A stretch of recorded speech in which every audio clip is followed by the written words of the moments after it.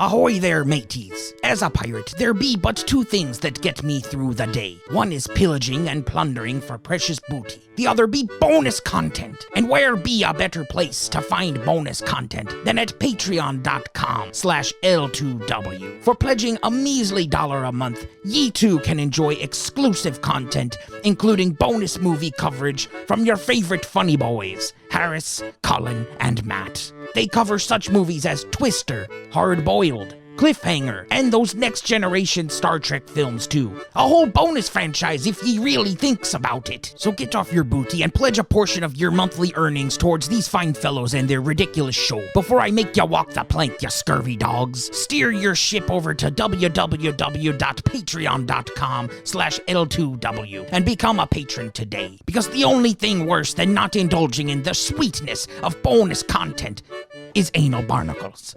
And trust me, ya don't want anal barnacles. So join me on the adventure of a lifetime, says I.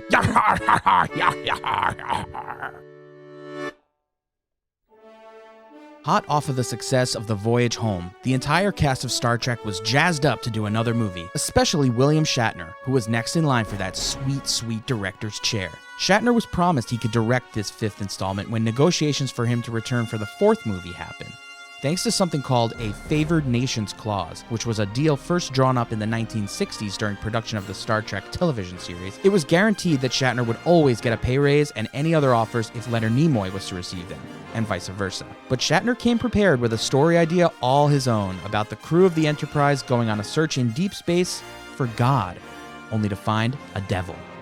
A story inspired by the current rise of televangelists in the 1980s. Producer Harve Bennett didn't like the script and asked for rewrites to make what he saw as necessary changes. After being plagued by a writer's strike and worries that the perfect time to strike after the success of The Voyage Home was dwindling, the movie was greenlit for a summer 1989 release. Due to the rushed production, the budget was substantially lower than the previous film, and the look of this one suffered as a result. ILM, the visual effects company responsible for the effects of the previous films, was not available to work on this one. Instead, a lesser-known company was brought in to work on the very effects-heavy third act, in which the crew meets the supposed godlike figure. After editing the third act down heavily to solve the bad VFX problem, Shatner was happy with the final result, and the movie was released in one of the busiest box office summers on record, full of more major sequels than had ever been released in a summer before. The film took the #1 spot in its opening weekend, even raking in more money than The Voyage Home's opening weekend. However, the box office petered out very quickly after that as bad word of mouth and negative reviews from critics affected the remainder of its theatrical run. Considered by many to be the worst film of the original series, Colin Harris and I set out to see if the fifth film in the Star Trek film franchise's legacy holds up. So strap on your rocket boots, bring all of your camping gear, load your weird rock pellet gun, and prepare for a fan dance the likes of which you will hope you never see again, as we sing a medley of Row, Row, Row Your Boat together and investigate the merits of 1989's Star Trek V, The Final Frontier. This is a show about franchises, movie franchises. You're listening to License to Watch. Why in the world was this movie made?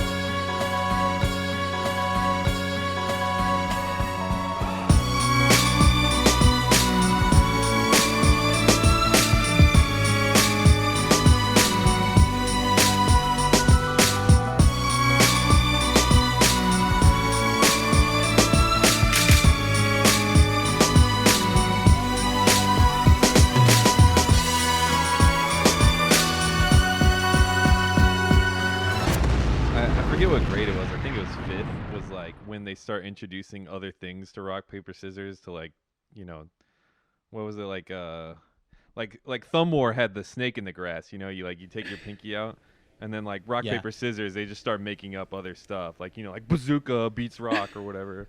Right. Laser. Laser. Colin, you went to a weird school. This is what they taught. This is what they taught them in Texas instead of science. Yeah, it was school for the gifted. Yeah. Well, when Jesus played rock paper scissors, Jesus always won. They didn't ever. No one ever said that in a classroom. I don't want to paint that picture. For some reason, this conversation actually does feel like a good segue into this movie. Well, this movie. What would God need with rock paper scissors? That would have actually been a perfect finale to this movie, is if Captain Kirk had to play God in rock, paper, scissors. The fate That of would the have Empire probably and the fate of the ship hangs in the balance. would have made more sense than what actually happened. Yeah. You know what they should have done is they should have shown the person who was doing the curlers on the end of the mustache for God in that one. Well, yeah, we're I would have been. obviously getting way ahead of ourselves, but yes, this is Star Trek V. 5, Star Trek V, Captain Kirk versus Yeah, God. the final frontier, even though it's not the last movie. Yeah. Well, you know what's funny is like this movie came out in the summer of 1989, along with Indiana Jones and the Last Crusade, both of which use subtitles that refer to it being the final film of the series, and both of the series had another movie come out. But both the Last Crusade has a double meaning. It is referring to, of course, the Last Crusade of, the Crusades, and the Final Frontier is a double meaning because it's referring to space, which is considered the final frontier. So I find that interesting that both movies have like a dual meaning finality thing going on. I Do you find guys it. understand what I'm saying? I find it Turns- aggravating because we're never gonna get our Shia LaBeouf Star Trek movie. Never say never. I understand what you're saying, and also don't find it interesting. So I've got like the double whammy of Turns total, out both people total who came up with comprehension. the. But yeah, I was just gonna say that it turns out both people who came up with the titles are roommates. yeah, they were Small screenwriters apartment in Hollywood. LA. They're in an LA apartment. They're sharing a single room apartment, and they're like, "Hey, what are you Exactly. calling yours?" Oh, That really? was the last. That was the last year they lived together, but then they got a new apartment. Yeah, They upgraded. Was it the last year they lived together, the or final, the final year. Yes. Well, that's depends who you ask. So yeah, this movie, rock solid. Go climb somehow, the rock solid. fun. yeah, having this playing in the background behind me is going to be really distracting because when you have the three-titted cat Oh stripper, yeah, the free and breast everything, woman. like I'm going to be really tempted to just turn around and watch it, in all its. Is this the absurd precursor glory. to Total Recall? Was Total Recall a copycat of this? Total Recall came out before this, didn't it? I think it was. It came out the next Oh, year. did it There are come out? definitely some solid inspo from other films that are It's- in this movie. Like the whole scene where they're going up through this, I don't know, great glass elevator. I was like, this is straight out of Willy Wonka, which was it's probably 10 like- years ahead of this movie. Yeah, it's probably like the same makeup effects people, maybe some of them. Like Well, I was we like- did we did the three breast woman on that Star Trek picture. Right, exactly. We could do that for you here. It's also roommates. They're makeup Yeah. roommates. They're like, oh yeah, we're just doing this three-titted cat stripper, and they're like, cat. I don't know about that, but maybe just a normal lady. That would be pretty cool. Well, we have mutants in this one. Can you make it a mutant thing? yeah, but we can Except we it- can show nips, so that's Yeah. that's the big advantage that Total Recall had. Yeah. I did In this movie, it's just like a plate. It's just like a thing that is resting upon her chest that looks like three boobies. Whereas in Total Recall, they like added a prosthetic boob between her two real boobs, I think. Well, I did some light Am I research right? to figure out like was Cats an inspiration to this movie? Yeah. And Or was this movie an inspiration to Cats? well, it might have been an inspiration to the movie Cats, but the musical Cats came out in '79. So it was definitely an inspiration and a cultural phenomenon before this movie. And they But were the like, "Hey, what alignment about- is in place. What about cats, but also erotic dancers with extra breasts? Also, a little curious that it would be like a half lady, half cat, but the breasts don't go like a cat with multiple breasts would like go downwards instead of Well- the three across.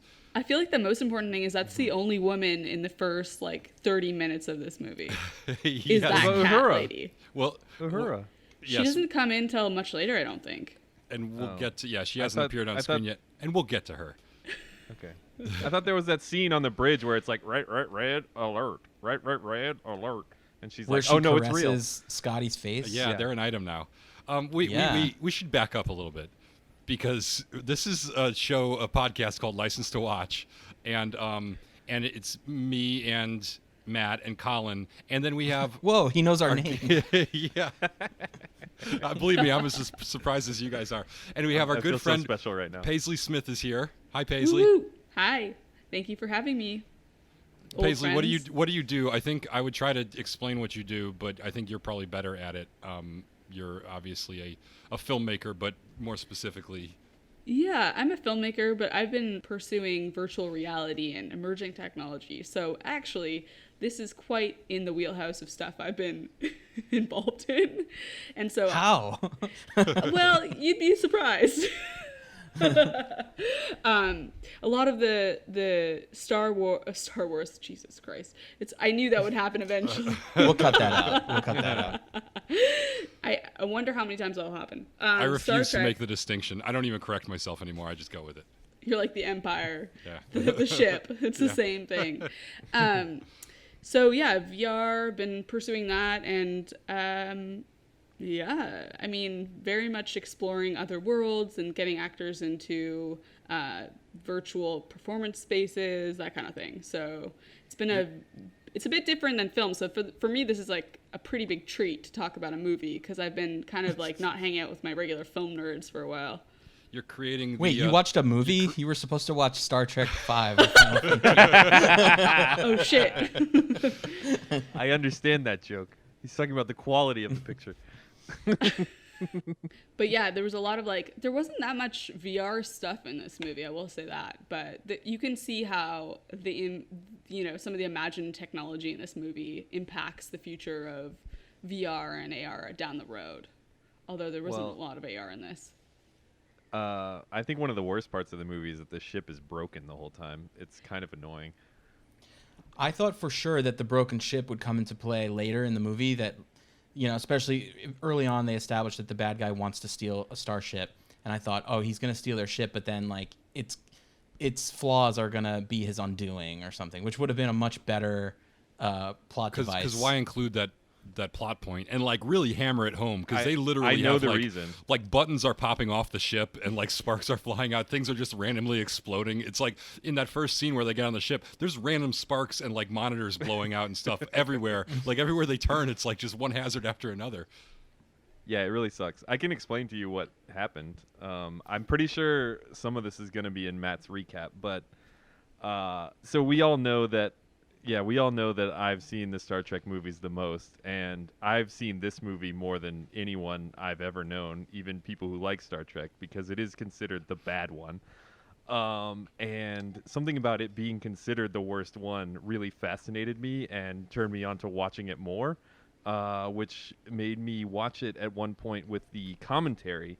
But because I guess they weren't totally stoked on doing the commentary for this movie, there's not a regular commentary on the DVD. It's actually a bunch of text on the screen instead of people talking about it. So you have to read these long paragraphs of people, writing what they thought about making the movie while watching the movie. So even the commentary track is bad? It's like Netflix Yes. party. Yeah, it was to do it to someone else would be wrong, but because I was doing it to myself, it's okay. That's how I feel about so many I things. watched it on Amazon, and it also it obviously wasn't like a director's commentary or anything, but it had running facts on the side, which I enjoyed. So if you start to learn about this movie, you'll find out that they cut a lot of costs by piggybacking the budget on the budget of Star Trek The Next Generation, which I'm sure is going to be in Matt's little talk that he's gonna given us already. Yeah.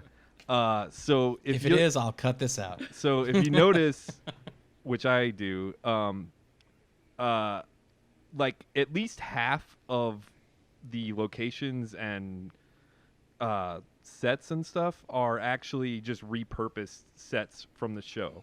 All of the hallways, the transporter room, the shuttle bay, all of the shuttles, and the bridge was on an adjacent soundstage so that they could go back and forth, and was all the soundstage of the actual show, The Next Generation, and they were just using the same stuff, just slightly redressed.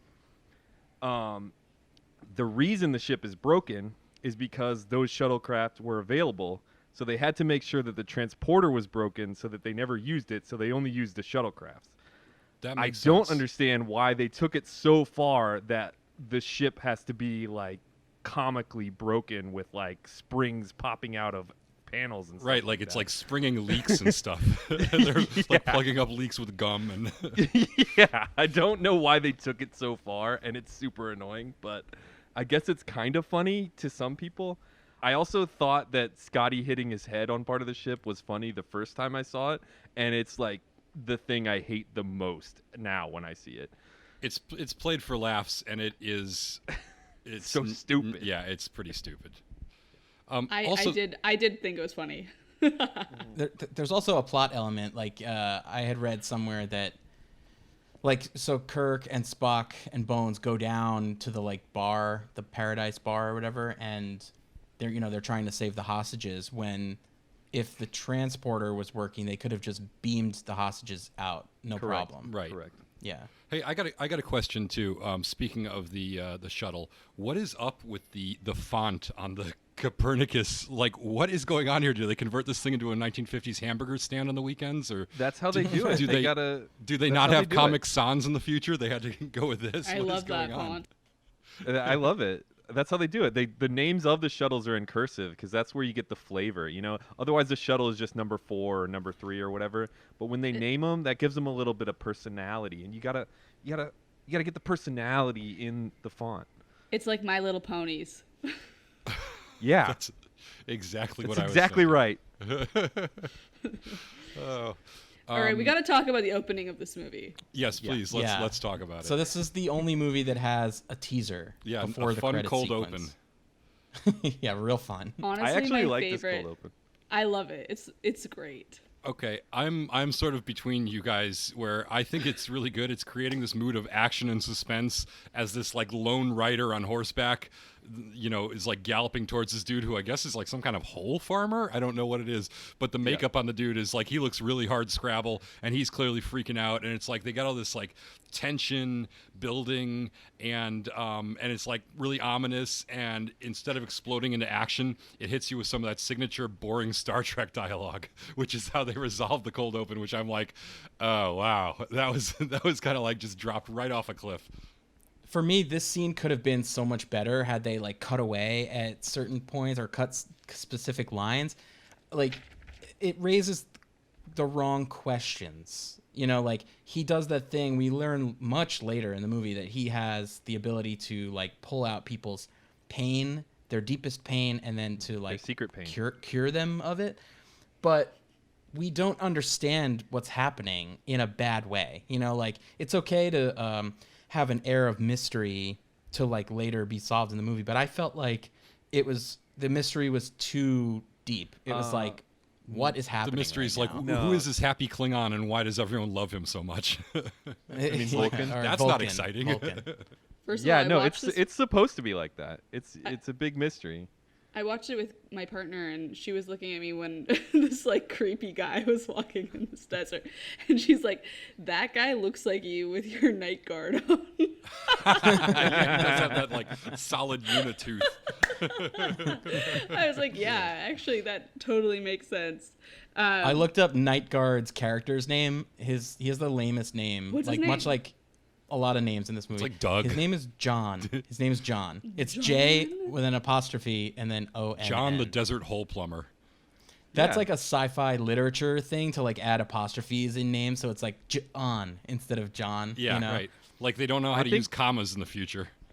I think Yeah. I think that guy is better in this scene than Sybok is, to be honest with you. Like, Yeah, I agree. He's selling what's going on more than Sybok is. Also, why does Sybok have a hard time bringing his hood from up to down? You know what I mean? Like, he like fumbles with it. Did they not It's have a a better reveal. take? Yeah, they didn't. I have know, a but why second take. did they not have a better take where he just like does the reveal instead of like, I can't. What's a hood? Maybe his ear got caught on it.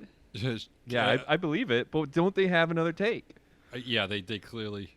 Maybe all the takes were much worse. Every other, like one time he jabbed himself in the eye, one time he fell off his chair, and they're like, okay, just use the one where he couldn't get the hood off. That's the least terrible take we've got. He's not even in a chair. How did he? Yeah, where'd that chair come from? Paisley was telling me before we started recording what her notes were for the scene. I thought it was pretty funny. Okay, so my my notes, I took notes because I was like, my film theory undergrad came right back to me watching this movie in preparation for our important Yeah, you can tell who the dialogue. good students are because we take notes. Planet of unnecessary, Galactic Peace. unnecessary, Harris. Yeah. And then my second note here is steamy holes. That's what he does. So the planet of galactic peace is for some reason a shithole, and he digs shit out of the holes. Did you guys ever watch the movie Holes, by the way? Speaking of Shia LaBeouf. Oh, Shia LaBeouf's in that. Yeah. a classic movie, if you ask me. This was actually the sequel. That's Shia LaBeouf's character many years in the future. Holes in space. He's lost his teeth. Yeah, exactly. This is actually like the point of this planet is it's like some kind of basically a demilitarized zone, which was like a hot topic of conversation in 1989. You also saw the demilitarized zone in the hit film The Running Man with Hot Topic was Arnold actually Schwarzenegger. costumed the occupants of this planet also. Additionally, I think the main city is called Paradise City. Am I wrong about this? That Guns is N' Roses correct. that Guns N' Roses song existed when this movie came out. So Yeah. like I don't understand how they go to the script and go like, "Hey, do you think we should just include this or, like Well, we could change the name of it and dub a new name over every time someone says it, but we actually labeled the city Yeah, with the word exactly. paradise in English for some reason. Maybe they were trying to get the rights, and then they failed. Yeah. they wanted to be honest fit the with you- song and beam me down to Paradise City." Yeah, to be honest with you, in my head, it's always been like they wrote it that way and they made it that way, and then at some point they called Guns N' Roses, and tragically, Guns N' Roses was just like not interested. Like, That's hi, so sad. hi, I'm from Star Trek V. We've named Paradise City as one of our places. We'd love to hear your thoughts or have you. We're not interested, thank you. Do you guys want a cameo as three-titted catmen? Yeah. Hard pass from us, but good luck. I did see that the song came out in January of 1989, and this movie wrapped production in December of 1988. So Oh. there you go. So It was a done deal. Yeah. Oh, So- so it was the other way around. It was like, hi, I'm from Star Trek V. This is the plot of the movie that we're making. I don't know why I'm telling you Guns N' Roses, but I'm just telling you that. it's Oh, Axl that Rose's sounds really good. We're gonna make a song about that. Axl Rose's roommate was actually the writer on this. He lived with the two writers that were writing this and Yeah. Last Crusade. And he's like, "Hey, what are you guys writing about?" Paradise City, cool. There's an old Hollywood legend that says Slash's hat actually has written several major motion pictures. Yeah. The whole No? plumber actually cleans Slash's hat as well. That's a secondary part of his job. This was directed by Sir William Shatner. Sir. He's Canadian. This is his directorial debut. And I think it was one of those things that he had a favored nations deal going back to the original series with Leonard Nimoy, where whatever they gave Nimoy, they'd have to give Shatner the same thing, so that neither one of them could like get special treatment. And I don't know this, but I know is a fact. I assume that after Nimoy got to direct a couple of movies, Shatner was like, "Well, hey, why don't I get to direct any movies?" And they were like, "Here." And Nimoy read the script and was like, here. Yeah, Shatner can do this one. Leonard, I think that I can direct this film. I assume that is why the body double who is free soloing the rock face as Captain Kirk at the beginning is like a spry young 20-year-old rock climber. He clearly picked his own body double. He's like, "Yeah, that looks like my body type pretty much, right? Am I right, guys? Yeah." So obviously a stunt double. Basically. Yeah, we haven't even talked about Yosemite yet. Oh yeah. Oh, that's my favorite part. Oh, yeah. That's a you know, great part. It is hilarious. The idea that a pudgy 58-year-old would like free solo El Capitan for fun is the greatest of suspension of disbelief that Star Trek has yet demanded of me. I almost couldn't handle it. You're missing the fact that he's really just doing it to test his friends to see if they'll catch him when he falls. Exactly, yes. Hey, Yeah. Harris, you know what? You're missing the most important reason to climb a mountain. because it's there. There. Yeah, that's right. That is an actual line from this movie, people. Listen, Yes. I've seen a lot of dumb things in a lot of dumb movies, but Shatner falling off the mountain and Spock catching him might be the dumbest thing I have ever seen. Like, for that reason alone, this movie was like, at that point, this movie was on the verge of winning me over. I was like, oh my God, is this one of these movies that's like so stupid it would be a cult classic, except it's Star Trek, so it's just too big to fail? And unfortunately, then it's sort of... At times, it's one of those. Yeah. At other times, it's like a real thinker. Yeah. Colin, this is probably a question for you. I was, with the opening scene of Yosemite, obviously there are some clear parallels to Western films in that opening sequence with them singing around the fire and talking about baked beans and all that.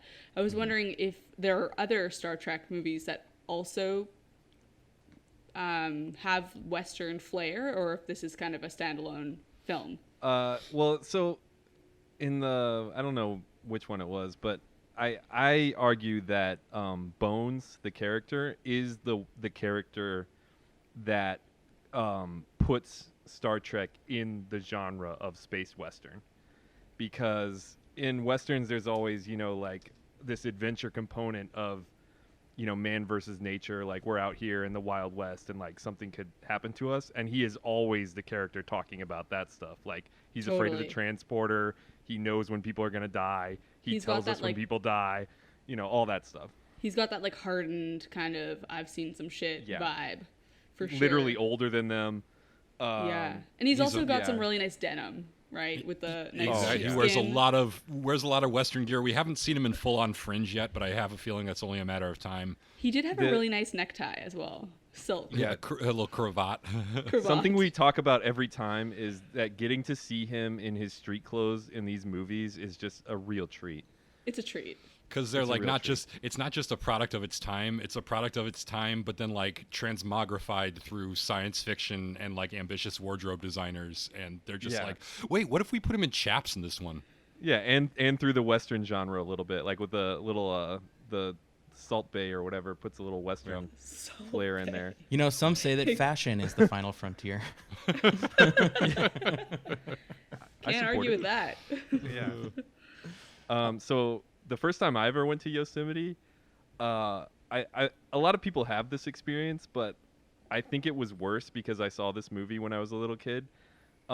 It's just way more crowded than that, and way more crowded than I had hoped it would be when I got there, especially in the valley. Like where they were is like where the most people have access to see everything. It's it's a valley, so everything is centralized into the middle part of the valley. And there's just like a lot more people, and they get to camp there alone because it's the future or whatever. I don't get it. But everyone's dead.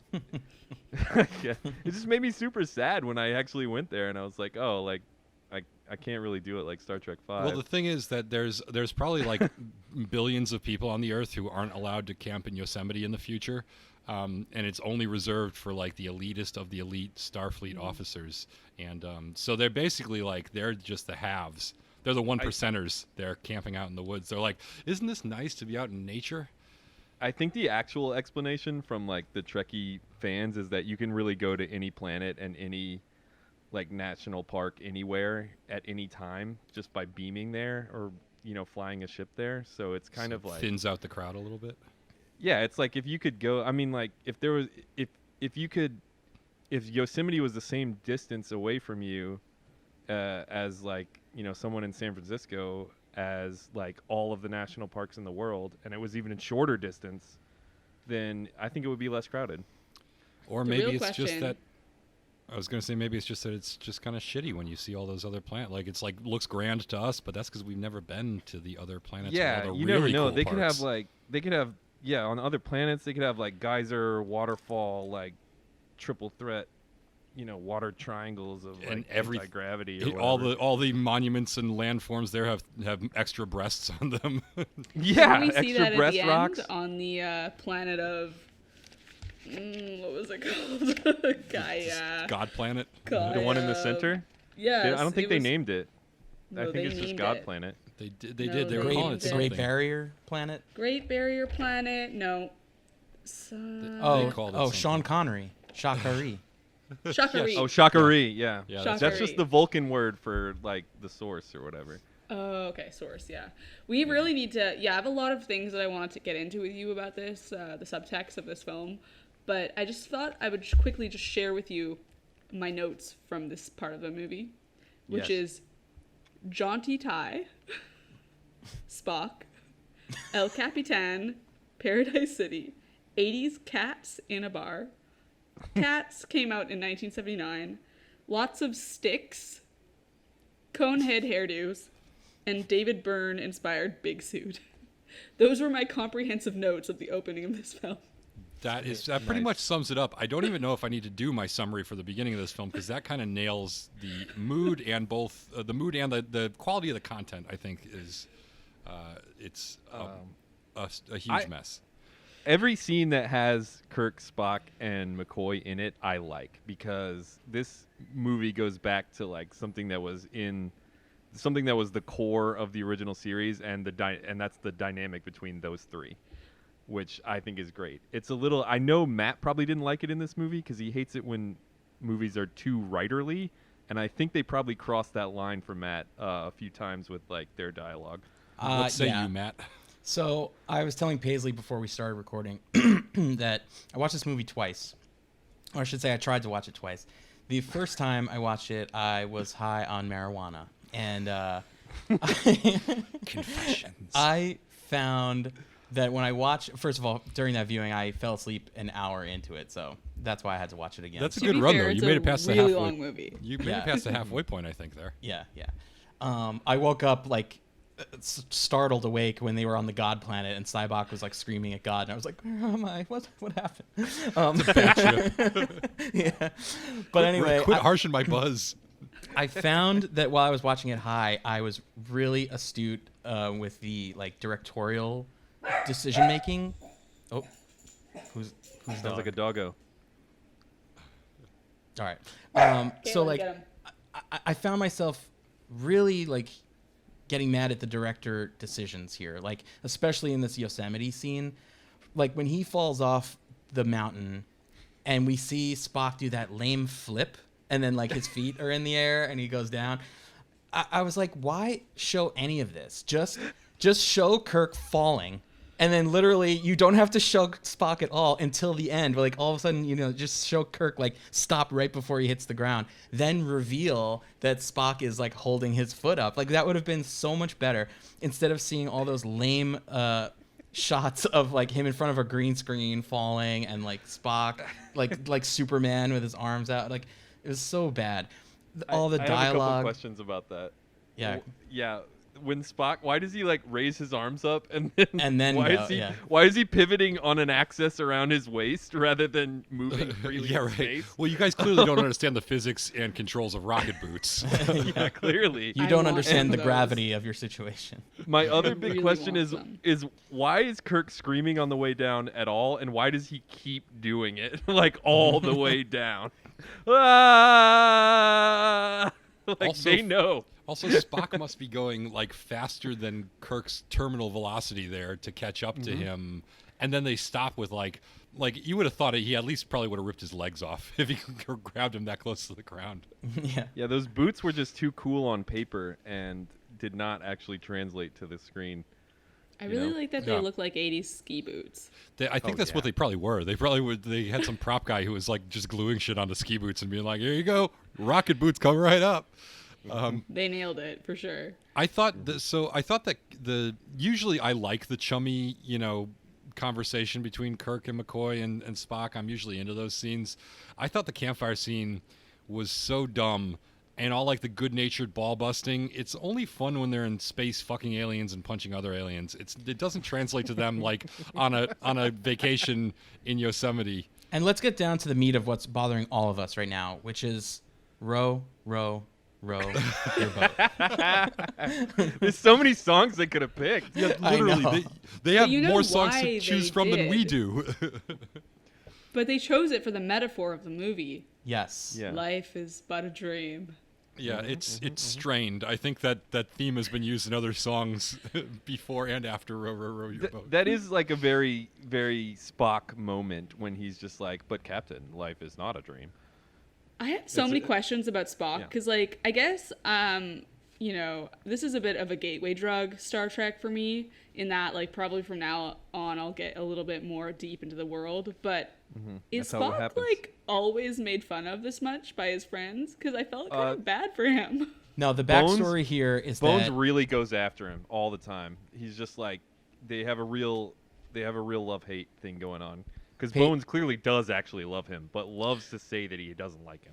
But Well, Bones is like a so- little bit racist too about it. He's always calling him like a Vulcan he's bastard. definitely and he's racist green-blooded, about it. He's whatever. always talking about the fact that he is not human being.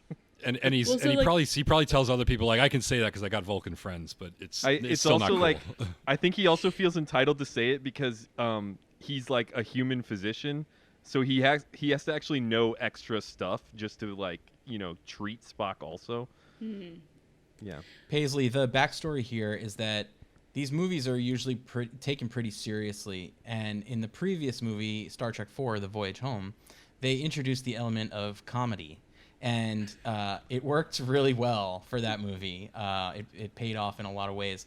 So the story for this movie goes is that the producers wanted more, or the studio, I should say, wanted more of that delightful romp. Comedy.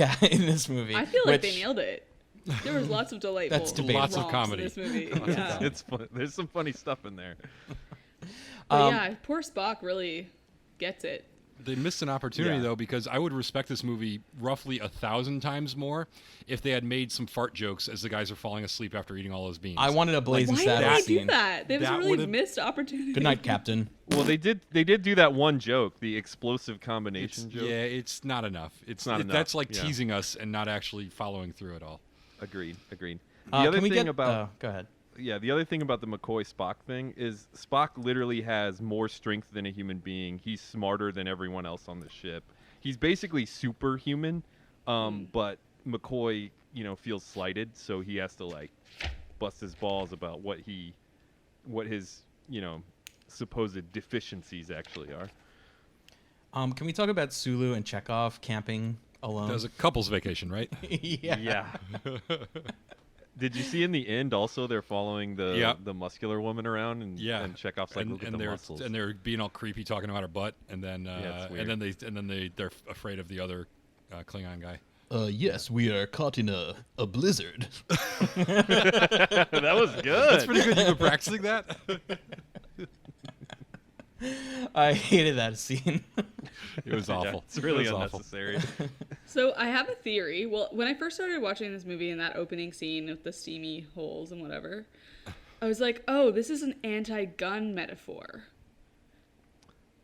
Well, that's the thing about the planet of galactic peace is all weapons are forbidden there. It's basically, and that's Right. why they have 3 diplomats from 3 places that don't like each other, because basically like So- the Romulans and the Klingons are both definitely down for war against the Federation, but Right. they picked But the- some planet that had nothing on it, and they're like, as a gesture, we'll say like, there's no guns on this planet, and it's all about peace, and we'll just send 3 diplomats there.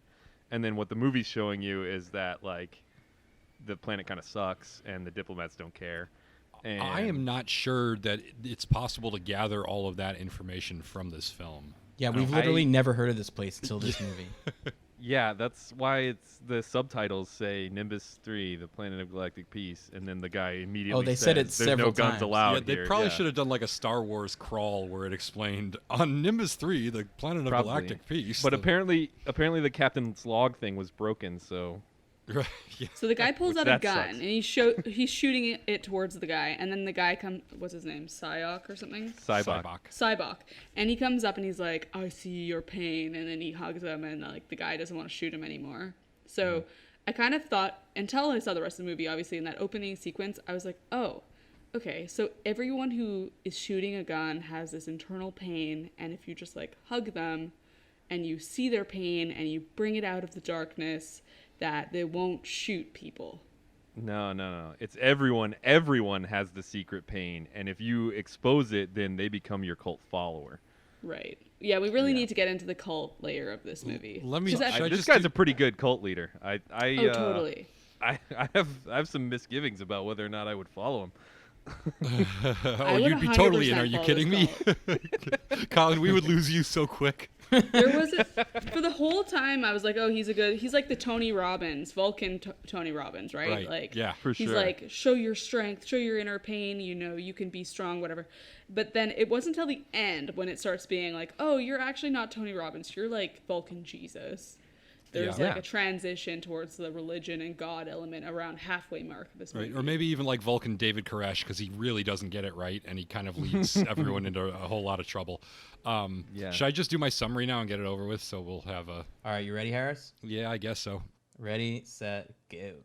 Okay, so we open up in this post-apocalyptic landscape where this guy is plugging steamy holes, and a lone rider comes, and it's like really crazy, but then they're just buddies, and the guy's just a happy Vulcan. So anyways, then we jump to Earth, where the crew of the Enterprise is on shore leave, and Captain Kirk is free soloing El Capitan with Spock and McCoy, and they're all eating beans and having a good old time. And they have one of the most unintentionally hilarious moments in film history. And then I like to pretend the movie ends there, but alas, it continues. So the Enterprise is called into action when this crazy Vulcan takes hostages on a neutral planet, and the ship is literally falling apart, and everyone's sure like this is a terrible idea because the ship sucks, but they go anyways, and they sneak onto the planet with all these various deceptions, including Chekhov pretending to be the captain of the Enterprise, and Uhura doing a sexy dance, and then they discover the crazy Vulcan is Spock's half-brother Sybok, who is some kind of cult leader, and he's got like hypnotic powers and whatever, and he captures Kirk and McCoy and Bones, and he takes the shuttle back to the Enterprise because the transporters are broken, because everything's broken. And then they have to avoid this crazy Klingon guy who's trying to kill Kirk because the Klingons hate Kirk. So he's attacking the ship, but they get the shuttle back on. But once they're back on the ship, Sybok hypnotizes everyone on the crew, except he can't hypnotize Spock or Kirk. And McCoy just sort of sticks with them just because, even though he does get effectively hypnotized. And Sybok takes over the ship, and he tells them to fly past some space barrier into some planet inhabited by like this haunted spirograph or something. And they confront this series of floating heads that Sybok thinks is God, and Kirk asks why God wants a spaceship, and that makes God angry, so he starts blasting everyone with lightning, and Sybok's like, that doesn't seem like God, because clearly he doesn't know anything about Greek mythology. And then so they shoot God with a torpedo, which Kirk like says, shoot the torpedo right at us, and then the guys all dive out of the way of the torpedo, but the God gets blown up, and then Spock convinces the Klingons to let him shoot the God with a machine gun, and then they all go camping and live happily ever after. It's pretty good. Yeah, not your best, but It's rough stuff, did it. but yeah. I mean, pretty rough. really, I think I probably took a little more time than I needed to with that. I definitely gave it more time than it deserved. I have another directorly question, and this is mainly for Colin. Okay. So in these movies, I love that I'm speaking for the director. I feel like point. you might William know Shatner. the answer. Well, okay. So do the star dates mean anything to anyone? Like when he says Captain's Log, blah blah blah, star date, Yeah. a bunch of numbers. Like, Have you ever gone on like fan wikias? yeah. of, I mean, like- is someone like- keeping track of all this? Oh yeah, they're keeping track. They know, like, they can tell you like how many years and months. Are there one thing is discrepancies? from Are they another pointing thing. out discrepancies and ridiculous? Also, when they get to that, The when only they get to that, discrepancy. when they get to that planet, the coordinates of the city are like 3 numbers. It's like 4, 5, 7, 2, or something. Yeah, like you that. only need a few How is that a numbers. coordinate on a planet? I don't know. It's the I think maybe future, the ship's Harris. like already pointing away, so it's just like whatever, based on whatever way the ship's pointing, you just needed to point a different way. So you only need a couple numbers for that, I guess. True. Yeah, I just thought it was funny that the star date was on screen in this one, that they chose to tell us. Like, Yeah. it's like a nonsensical. Yeah, maybe there's some Star Trek fans, I guess, but like to the normal Joe Schmo like us, it means nothing. You know, It basically translates to an actual day. It's just I don't know what they are. yeah, it's pointless. They stopped using the months at some point. Mm-hmm. Like, when are we gonna get off the months system? I know we got to graduate to metric from standard first, but then after we go to metric, we have to get off of months. You know, Yeah, really. When are we they're gonna holding adopt us the back. Star date. Yeah, They're holding us back. just a series of numbers that nobody really understands. Yeah. I mean, what's up with this clock thing too? Like, Yeah. we all have to know what Paisley, time it is all I'm the sure time? you agree. Yeah. Seriously. I just took a little glance at my notes and I realized we skipped over the whole marshmallow part. Marshmallow, yeah. Marshmallow. You know what my favorite part about that is the confusion about what the thing he brought the marshmallow in is. Does it make marshmallows? It was Does like a make remote other control. things? Yeah. like what? And then the shape of the marshmallow was odd. Yeah, like an oblong marshmallow, which has nothing to do with a melon, first of all. And I guess like the idea is that he knows like a little bit about human life and marshmallows, but like not enough to actually get it right. Yes. So then he pulls this like crazy marshmallow out of this contraption, and then they start doing a sing along. And he says he consulted libraries before he came to this trip, but not close enough to actually know the lyrics to any of those songs. So. Poor guy, he's trying. I feel like he was doing a lot of skimming when he went to those libraries about what to do around the campfire. Yeah, he seems like the kind of guy who would skim. He was probably reading 3 books at once, as is the Klingon Well, tradition. he had to start building the little marshmallow ejector machine. Because I have to believe it's something better than just like a big case around one marshmallow. No, you know what it is? Because they don't sell or make marshmallows in the future. So he actually had to. That is a marshmallow factory. It's like he like had a 3D printer. He had to create an advanced device. This is like the most cutting edge technology. That thing costs like the equivalent of modern day $2 million, and all it does is make little weirdly shaped marshmallows. They taste like shit. It's actually printing whatever VR like idea you have. I'm also I'm also frustrated by the fact that he doesn't actually roast it. Like we never actually see him get it over the fire. A very good question, Colin. Why don't they roast the weird marshmallow? Well, they start talking about other stuff and he gets distracted. But I feel like this is a thing I would have said as a director is like you better actually like put some fire on that mallow. Totally. That could have been a safety issue. Maybe they didn't have the they weren't insured for it. Fire. Yeah, exactly. like if he lights that marshmallow up, we are shutting you down. They also have the beans on the fire at that point, so like there would be 2 foods. Yeah, but everybody knows the best thing to do with a mallow is get a bunch of beans all over it. But the best thing to do with beans is mix your whiskey in it, apparently. Yeah. It says a lot that we're 45 minutes into this thing and we're still on the fucking Yosemite shore leave scene. We haven't talked about... It really is the strongest part of the movie. The coolest thing that So the much Amazon... happens. The coolest thing that the Amazon like trivia said to me was that when Commander Sulu and... Chekhov. Chekhov? Yeah. The Russian guy? They're in this park on this whatever vacation, and it's supposed to be actually the Amazon notes said it was supposed to be actually depicting the future of Mount Rushmore, and it was supposed to have the first black female president in the faces. Yeah. And then Oh, they nice. They cut it for some reason, which is a real shame in my opinion. I'm going to guess studio. budgetary reasons. Budget. I think it was a I'm budget. going to Well, guess yeah. that it's for, probably inaccurate, since it's more likely, I think, that all those faces will just be chiseled off at some point and just fall into disrepair. It'll just be graffiti. See, that was a good directorial decision. Harris is just trying to cover his ass. I've seen his plans to put his own face over all of them. I also think it's weird that we have Sulu and Chekhov on their couples vacation, which are they in the same park as Kirk and McCoy? I didn't really understand that. Yeah, were they I think they are were because invited of on the the same budget. trip, but they weren't allowed to hang out with the guys. Well, I think like Paisley just said, it was supposed to be that they were at a different park, but Wow. they cut that to make it seem like they were at the same park, but So it's- separate from the rest of them. So they're kind of coupled up, and then Scotty and Uhura are apparently an item in this movie, kind of, and she's gone full on Silver Fox. Her hair looks Interesting- great. That's one of my favorite interestingly parts of this movie. Interestingly enough, I think. Oh, and they eat bags of chips as dinner. I guess I don't know. I loved that part. But I remember. I thought this was a thing that I knew, because I've never seen any of these movies, and apparently I watched enough of the Wrath of Khan that I do recognize. I remembered those 2 scenes, the one where Spock dies and the other one where with the earworm slugs.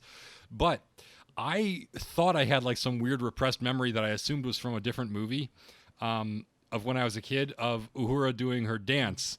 And that is literally like at You'd some seen point this before? at some point during my childhood, just that scene, because nothing else in this movie is familiar. But I'm sure this was on HBO or something, and I saw that. And you know, with every passing movie, I was assuming more and more that this was some kind of false memory, because as she gets like older and chubbier, I was just like, well, they're not going to have her do a sexy dance at this age, and that was like 2 movies ago. And then at the beginning of this one, where she's like definitely looking her age, which they all are, they've all gotten very old. I was like, yeah, definitely not this one. And lo and behold, there she is doing her sexy fan dance. Let's talk about the fan dance. Well, you know what? I have a lot to say about that because, first of all, she's the only like woman of power depicted in the movie, right? She has no power.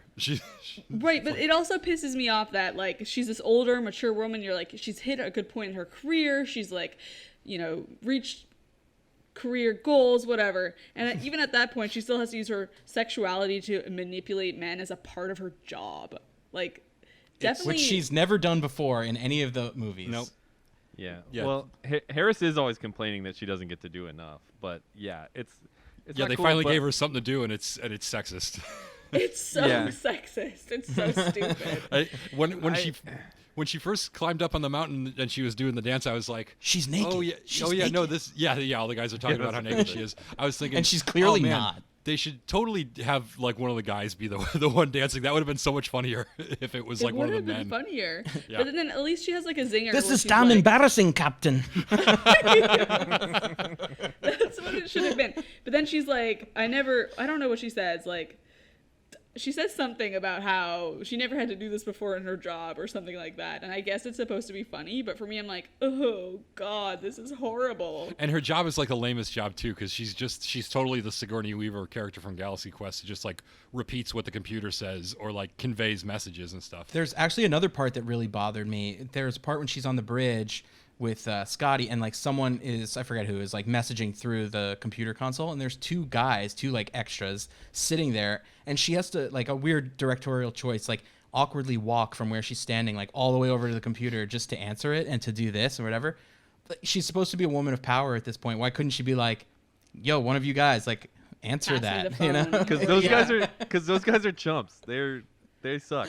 I feel bad for her that she had to like do she's that. Basically like a career secretary. I mean, none of these people have gotten promotions in forever. I feel like she's like one of 3 women in the whole movie who has any lines at all. And then speaking of like the weird movements of like her having to go get the phone or whatever, there's a couple of other situations where there's really cool costumed women wearing like really rad outfits who look like they're in cool job or whatever on the starship. And they have no lines, and they just have to like go pick up some papers and like walk back to the desk. And I'm like, what are these ladies doing? I want to know. Like, or how about, do you know the girl in red, the like young girl, when Kirk first enters the bridge and he gives her his coat, and then like the rest of the time she walks around. That's, did you see her hair? Yeah, her hair is crazy. It's like up. Oh yeah, whatever. The conehead hair. That's a cool hair. The conehead hair. That's William Shatner's daughter. Do you guys know that? Weird. Oh my gosh. Yep. Yeah. We were wondering about that because she's on screen her a lot. came up. So I will say this, like I totally agree with your points. The first time I ever saw this was before I hit puberty, and I still knew that she was being sexy, and the fact that it was like an old woman who wasn't a white woman being sexy, and I could understand that without even having hit puberty, was kind of cool. But I think that, I don't know, I think that, you know, Harris or Matt might argue that she wasn't being sexy, or that or like you might argue that it wasn't translating because you were seeing it through the lens of that's all she got to do. Right. But I do think there was something cool about that for me and like my own personal life experience, is that it wasn't like some young blonde woman that I was seeing at a young age as, you know, a symbol of what how a woman can be sexy. It could have been subversive. I do agree with. But it wasn't. Like, it could have been subversive. Like, they were very close to doing something very interesting. But because of her lack of power in how she's directing the camera, or, like, her lack of lines... They could have made it her idea. You know, that would have been a little different if she was like, oh, I'll handle this, guys, you know, or whatever. I think I read that it was her idea in real life, or she is a dancer, or like always wanted to incorporate I think that her. is true, Matt. That might be right, but her character, it's like clearly because she's being like paid to do it for her job. Well, what other the Romulan lady's kind of a boss. Yeah, she is. Yeah, she was pretty sexy. Of those True. three people, the Klingon and the Romulan, and what's the guy's St. John Talbot. St. John. Yeah, my Talbot. favorite. St. John Talbot. Doesn't he work at TGRI in the Ninja Turtles? He does. Yeah, he does. Yeah, That's okay. exactly where he's from. He's been in other things, but that's where everyone knows him from. Yeah, and what I was saying, I think it does ask the fan to assume that it was her idea. Maybe that's just me being too forgiving. That is you. Well, being I too think forgiving. like the understanding is that the world of Star Trek is very based in equality and Right. It's supposed like to there be. is it is a like in theory a feminist world. I do think that's kind of the idea behind it, but at the same time, like even though that's the established norm of the world, the interactions of female characters are just like boring. They could focus. I guess it's presumed that if you were following a different character, you would get into their world and learn about their stories, but the truth is that the perspective is from the male viewer observing male characters throughout this whole movie, and then the women are just like accessories to the story. Well, we are dealing with the characters that started out in 1960s television, and in the world of Star Trek, we later on do see women being like really central characters, really developed characters. But really not in any of these movies so far. And Yeah, not that's true. not really in the Next but- Generation ones that we watched either. They're always sort of sidekicks or ancillary characters. Yeah, the last movie was maybe the closest we came to a fully formed like female character. She had goals. The Doctor? Yeah. Oh Yeah. no. I love her. She's No, great. she was terrible. Oh God, no, Paisley, don't let him convince you. Whatever. The Doctor was terrible. She had nothing. She was like a hysterical female. It's so interesting that like they created this world, but then they didn't actually pursue the ideals of the world that they created. It's They bizarre, it is actually. very like it's kind of like Token because it is all like the minority characters are all the they're there and they're on screen, which was huge at the time when the show came For out in the sure. 60s. That was huge to have minority characters with a voice and stuff like that. But of course, the three leads are all white men who are older, and they kind of don't really ever get past that in any of these movies that we've watched so far. They do more on the shows because they have there's a lady captain on one of the shows, and there's the guy who runs Deep Space Nine is a black guy, and like eventually the shows kind of come around to that. But really, it's funny that in this and the Next Generation, it's not really they all are still kind of background players on most of these. Yeah, The ideal was there. But that's fair, but I mean, they created the potential for these things to happen, and there's a lot worse stuff out there, and like, I mean, Well, I I don't know if The there's a bar is lot very- worse the stuff bar out is there as the very strong. low. Yeah, Yeah. I was gonna say I don't know I if there's just- a lot worse stuff out there as a great argument to be making for anything. It's well, like- yeah, but think about Hitler. I mean, that's true, but I hate to be the person who like is looking at any kind of progress and like constantly beating it up and saying it not enough, because I feel like that's just like trying to say, well, like I know better. You know It's what I mean? Right, but at the it's same not- time, we are like the idea of this podcast is to look at it through a modern perspective of something that existed at a certain time. So of course we know that for the time period it was very cutting edge and boundary pushing, but at the same time, knowing what we know now, they could have done a lot more with. and what we they could were acknowledge that creating. it's kind of ironic that something that has this as an aspiration and a focus stayed kind of bad at it for a while. Like it's kind of funny that they had this great idea and then they struggled to actually put it into action on the first two iterations of the show. But that's not just ironic. It's also sad because there are always going to be people from the studio pressuring you to do absolutely. it This a wasn't certain this way, wasn't all creative decisions. I'm sure. I'm sure a lot of this was I external mean, pressure. I would love to be a fly on the wall, just like trying to get certain things approved, like having women of color in the scene, even like I that's imagine super fascinating. I imagine to even me. casting her in the original show was, probably at least a little bit of a fight. So It was. I'm sure it was. Yeah, that's what's so great about that backstory of like, yeah, you know what they cut from this scene is like a woman on Mount Rushmore. Like, yeah, that's what That's Well, where this this- whole conversation We started. really I need think. to just like reshoot this whole movie and then add in that part. Oh my God, can we remake this? Can this be Oh the my God, next I would love J.J. it. Abrams Star Trek one with Chris Pine? Is a The remake final of or this? final frontier. I mean, I truth be do- told, the plot of this movie is very relevant. And actually, like, as someone who's currently quarantining during COVID, like, I'm not allowed out of my house for the next 2 weeks. I'm in Canada at the moment. Like, I really connected with these characters who are living on starships. And, like, the idea of exploring these worlds. A lot of the characters don't even get to leave the ships to see these cool places. They just watch it through a screen. Yeah. You know, there's something like Yeah. kind of like, oh, I kind of relate to Oh my these God, how would guys. you like to be like that guy who joined Starfleet to like see the world and see all these foreign planets? And then he's just like on the ship cooking breakfast for the captain every day. Yeah. And he's like, "Oh, beaming down today, Captain. Need an extra red shirt for the crew? I'll gladly sacrifice my life." Another turtleneck. There's No, there's not one this time, scene, Sonny. There's one scene that really gets me. It's so Sybok takes the ship. We're jumping a little forward here, but Please. he does Sybok does take over the ship, and when he finally gets control, he realizes that he hasn't told the rest of the crew that he's taken over and they're doing something else now. And you just Now have is a the time scene- when I'm going to announce the rest of the plot of this movie. yeah, exactly. Yeah, so he goes on the ship-wide TV channel and just does a little speech to everybody. But so I guess the only thing they could afford was 2 extras and the hallway from The Next Generation. So they just show a woman empty walking, room, and she yeah. just stops walking and looks around, and another guy comes out of a door and just stands in the doorway.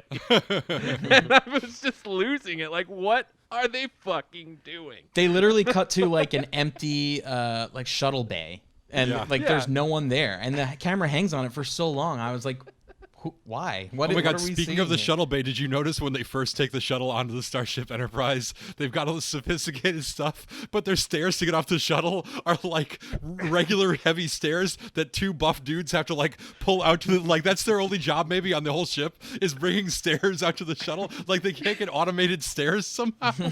Yeah, those 2 guys, they brought out the space steps, and then Yeah, the space steps, very good. yeah, and then later on they got to see the God Planet on like a little TV screen from Yeah. their room.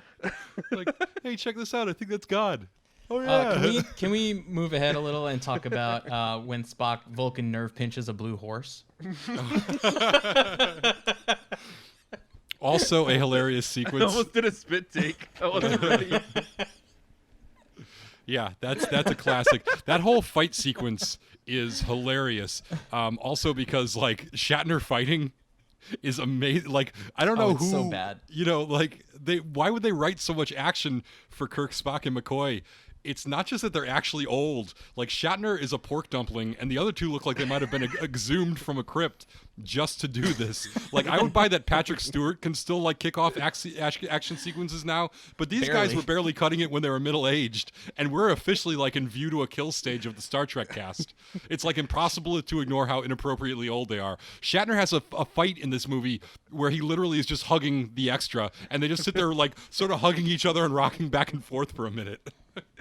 It's awesome. Shatner directed this one, so he got to make those calls. I really like to envision that happening, like him like jumping out of frame and then jumping back in frame. Yes, I can He's do like, it all. okay, so I gotta kind of slam you into the pool table. Are you gonna be okay with it? You ready to jump in? Oh, by the way, does he murder the 3-titted cat stripper in this? Because he I throws her always into makes no sense. He to me. throws her I always face down spend, into like, a 10 pool, minutes and then thinking she about that. stops moving, and we just cut away with her like face down, and like the guy from Sunset Boulevard just floating face down in a pool, and it's like, wait, did he just kill her for some? Well, cats hate water. I feel like I missed this whole part. You missed that? I feel like I blinked and missed a whole chapter. When the Catwoman attacks him, you don't remember that? She jumps on him, and there's a bunch of cat sound effects. I think she's just rawr. Yeah. Oh, that's ringing a bell, actually. It's and when then they he it's throws when her they, onto the pool table that is future pool, which means they just Which poured means water. it's a pool. which means Yeah. it's just a pool. It's like they got an old book and they didn't understand what it meant, and they were like, yeah, in the olden days they used to play balls on this pool table. Yeah, it's when they attack Paradise City. It's a big Paradise Oh, City okay. battle. There has to but be a something. cut somewhere online where someone takes the scene and has cut in the song Paradise City like the fast part at the end. They're like, take me down to the paradise. And it's just Kirk like bitch slapping. Well, someone. when we remake it with Chris Pine, we will use that because they love doing shit like that. All right. Let's Can we? see. What Can else? we? I got something to talk about. Can somebody, Matt, maybe wait, since you have the experience of interviewing Mike Fink, which I just heard recently and is a very interesting interview, and everyone should listen to it. What do you think of the VFX in this movie? They are notably the worst in the series, and it's because ILM did the effects for all the other movies, and for this they were unavailable. And so they went with a cheaper, like, no-name company. It's And like some Korean animation company that's like, yeah, we'll do it for $18. and when it came time for them to deliver, some of the shots, they looked at them in dailies and they were like, oh my God, this is terrible. And so a lot of the cuts in this movie were made to hide or remove some of the, I mean, if you think the effects are bad here, imagine what they cut out. They are That's a good point. terrible. I'm glad you had an explanation for it because I couldn't figure out how they went from like being passable and sometimes very good to just being like really, even the ships moving through space, it looked like there was like a hand just off screen, like pushing them around like, ooh. When they go to warp speed to dodge the Klingon torpedo, it was like I laughed out loud and then I replayed it and laughed again. It was so funny. It's comical. Well, I was just gonna say that I feel like nowadays you'd pay extra for those kind of VFX because that kind of like cheese ball, like perfectly unperfect VFX is so cool right now. And I would argue that from the beginning of like Spock catching Kirk as he falls down the mountain to like, there's one part that stands out in my mind as like excellent VFX, which is subtext is that it's terrible, but it's like so charming. Is the elevator going down and you can tell someone's just like flipping a book in the window or something like that to like make it look like they're going really like super fast down the elevator. I just love that. I feel like it's so charming. And we're in an era now where everything's so slickety slack that you can't get that kind of like nice VFX vibe. That is Michel so Gondry wholesome. DIY. Yes, like Crappy a nice wholesome Photoshop. VFX. There was a part. My favorite VFX shot was they're in like a what's it called, the shuttle, and they're like approaching the ship, and obviously what they've done is just have a giant picture of the ship reflected in the windshield. So like the camera's looking at them in the shuttle, and you could see reflected on the windshield of the shuttle where they're going to. But it's like so very obvious that it's just a picture.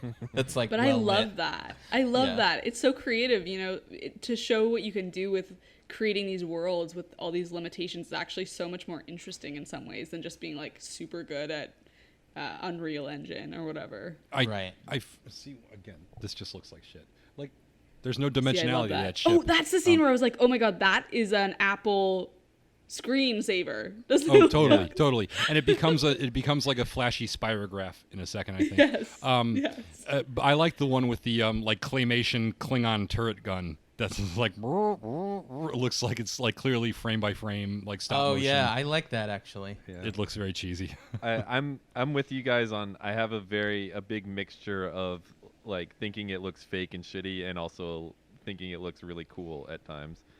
Like that is incredible. Yeah, This scene I like here, that. it looks like, have you guys ever done marble painting where you put water and then paint and then you dip I thought paper you into were it? going to say like, Yeah. have you guys ever done acid or something? That too, okay. Not yet. But to me, it's just like, okay, we don't have a lot of VFX. We don't have money for VFX. We're going to like get a bucket of paint and water and we're going to just film directly in there and it's going to look like space. It's what they did, and they're just like superimposing one shot on another. Like God in this movie is like just a superimposition of a head. Like it's just a double exposure, you know? Yeah, I love that part. It's pretty cool. My exact note for going to warp speed to dodge the photon torpedo was, without any punctuations, because this is what I do when I'm excited about something. Oh my God, the warp speed dodging the photon torpedo looked so bad. How did they let this happen? Why didn't anybody tell them it sucked? Question mark. You don't even put spaces in between the words, I guess? I no, it's just all a run on. It's like one giant word that I was like, I had to get it out there. Oh my God, Wait, breathe. were you watching this? Were you watching it with subtitles? Yeah, I was. I watched Were it your one without subtit- and one with. Because when I was watching it, I watched it with subtitles because I just get a kick out of subtitles, I guess. Yeah, I don't love know. You learn so much more, especially with a movie like this. I feel like you really get to know like the characters' names and really Exactly. remember people's. I also have they're- trouble hearing stuff, so sometimes I'm just like, I have them in there just because I don't want to rewind a scene just because people got quiet, especially in these movies, because for whatever reason on these Blu-rays, like every time something explodes, it's like max volume and the walls shake. Oh, yeah. But then when people are talking, I can't hear it, and I've got to turn it up to like 60 to hear what people are saying. So I'm totally with you. I'm a big subtitles guy, and my roommates are abusive about it. They like it's like They don't like it? It's like I'm less of a person. Interesting. I Because feel like it's love cool if you're subtitles. if you like writing, if you're interested in becoming a screenwriter, it's good to get a sense of like how. I mean, this might not be the best example, but you can like learn how This to is write writing. screenplays. Yeah. Maybe I'm being a little But what I was dramatic. gonna say, Harris, to your point, like when I was watching the subtitles on the version of the film that I was watching on Amazon, like I've mentioned several times, this is not sponsored by Amazon, but if they want to send me anything, fine. All of the subtitles were run-on sentence. Like all the really? words were Yeah. together. Yeah. that's funny. So bizarre. Yeah, I think that would be annoying. I think I would have to turn it off at that point. I kind of liked it. And warp speed looks terrible in this one too. Oh, so bad. It's never going to be as good as Star Trek: The Motion The first Picture one. Warp The first Speed. one was great. That has Yeah. the best warp speed. So is it time to talk about our villain in this movie? I was just gonna say, let's Sybok? talk about Sybok.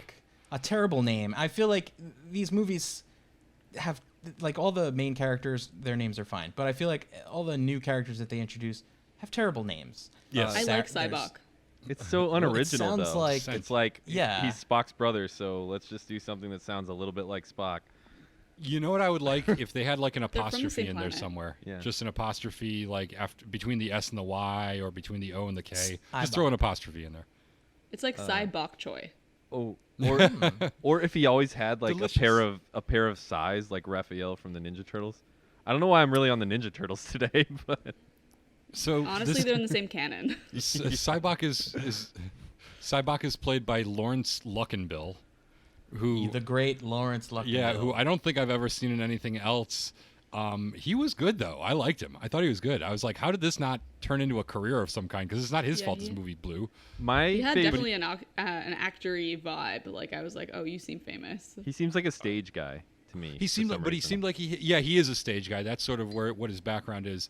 But he had like a little bit of charisma. You know, like he felt like it was a kind of Yeah. a larger than life part, and he was supposed to be playing this charismatic guy. But he leaned into it, and I thought he was kind of like charming and very confident for a guy who this is one of the only movies he ever did. I would have thought about sharing my pain.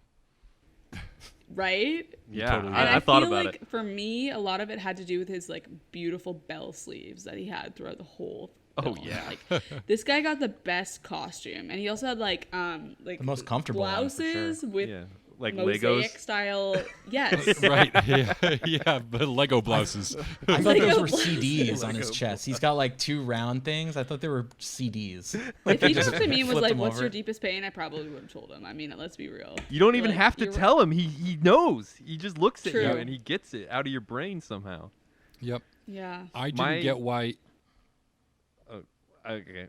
My favorite scene in the whole film is him with Spock, McCoy, and Kirk in the little room, and we actually finally get to see what it looks like when he uses the power on you.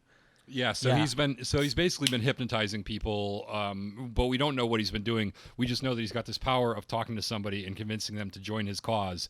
And then my question, I even had in my notes, why didn't he do this as soon as he caught Kirk, Spock, and McCoy? But then we have the scene where he actually does it, and we sort of see the transformative power of what he does because we see McCoy go through it, and then Spock. And Kirk somehow Kirk has the just says, "I'm power not to doing that resist." shit." Yeah. I need Yeah, my I pain. thought that scene was one of my favorites too.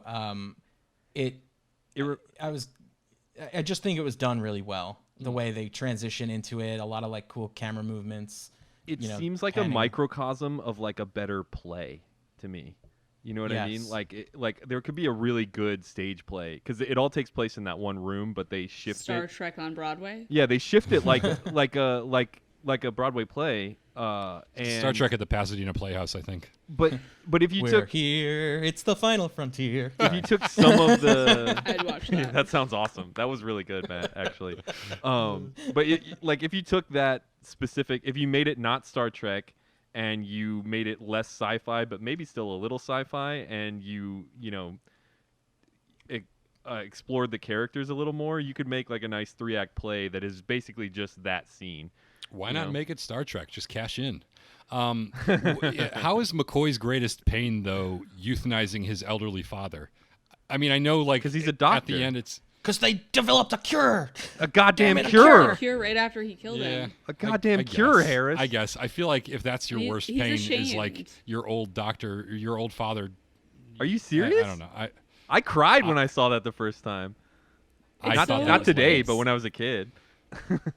I feel like it is kind of powerful because I feel like it's something that we can foresee, right? Like, imagine or right even look now- forward to, depending on how you feel about your parents. True. Right now we're in this time where like all these people are dying of COVID. What if your parent, you have to pull the plug or whatever, and in a month the virus has a antidote that comes out. Except That's in our true. time, you have to worry about it being like that, but they're still saying it's a hoax. Right. Right. There never was a QAnon. COVID.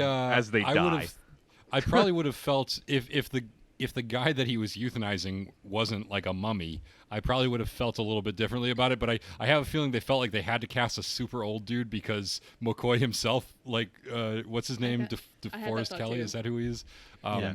Is like 90 years old. So they were like, okay, we need like a 108-year-old actor to play his father, or nobody's gonna buy it. Should we use an animatronic? I don't know. Yeah. What do they do with a crypt keeper when he's not on that show? Honestly, my thought was that it was the first guy that we saw at the steamy holes. Yeah. Oh, it could be I the was like, same oh, actor. that guy's his dad. His dad's the guy from the steamy holes. His dad's a steamy hole tender. And Spock, we saw Spock's birth, and Yeah. and we saw Spock was born as like a toddler. He looked like he was about 2 years old when he came out of his mother's womb. He still Also, has the stuff on him, though. seriously, what the fuck, Vulcans? You're the smartest species in the galaxy, and you're still crapping your kids out in caves like fucking salamanders? What is going Well, on here? don't Those are forget, special Harris, caves. No, but the whole point of that scene was that his mother is human, and it was a shame to his father. Yes. Right. So that's why she was giving birth in this shit place. Wasn't because the mother wasn't royalty. Wait, of Colin, I need a Vulcans. ruling on this because Vulcans do everything in caves. So I don't think that this is like disgraceful. I think this is just like the maternity cave. No, Well, like Paisley- that lady just like pulls the baby out and is like, "It's too human." Yeah. Or whatever. The dad's like, "This is too human." Yeah, and do you then- notice Vulcans, like, they don't, like, labor is no big deal. They just got to be, like, super silent and stare straight ahead. Like, that's how you do, like, childbirth, apparently, on Vulcan. In the And childbirth Paisley's cave. totally right. You're not always right about everything, Harris. They got to do it in the cave. Take 'cause that, it's shame. Harris. Wait, so Spock's mother is ashamed because he's half human, Right. but no, we are to believe Spock's that father is ashamed because he's half human. Spock's father is ashamed. He like I mean, holds yeah. the baby and he's like disgusted and he's like, "He's too human." Yeah. But yet, this is the second time he's had a child that's half something, right? Is Sybok half human No, too? or is he Sybok- full No, Vulcan? Sybok was full was born Vulcan, to a but he Vulcan betrayed princess. the That was in the tradition. movie. Yeah, Sybok is full And, Vulcan. yeah, so basically, his half-human kid is the one who's like a super Vulcan, and his full Vulcan kid was the one who was like, "Hey, let's party and do drugs and find God." Yeah, it makes a lot of sense to me, Yeah, seriously. to be honest with But you. I was trying to figure out their birth order. So Right, who's Spock was older? born. Yeah, I was trying to think. I think that Spock is actually older. Yeah, Spock's right, because they older. were saying that his mom died and then they were raised as or the younger brothers, Cyborg. Cybog. Cyborg. Oh my god, Sybok. Sybok's mom passes away, and that Yeah. they were raised together. But then So I was Sybok like, that must be older, right?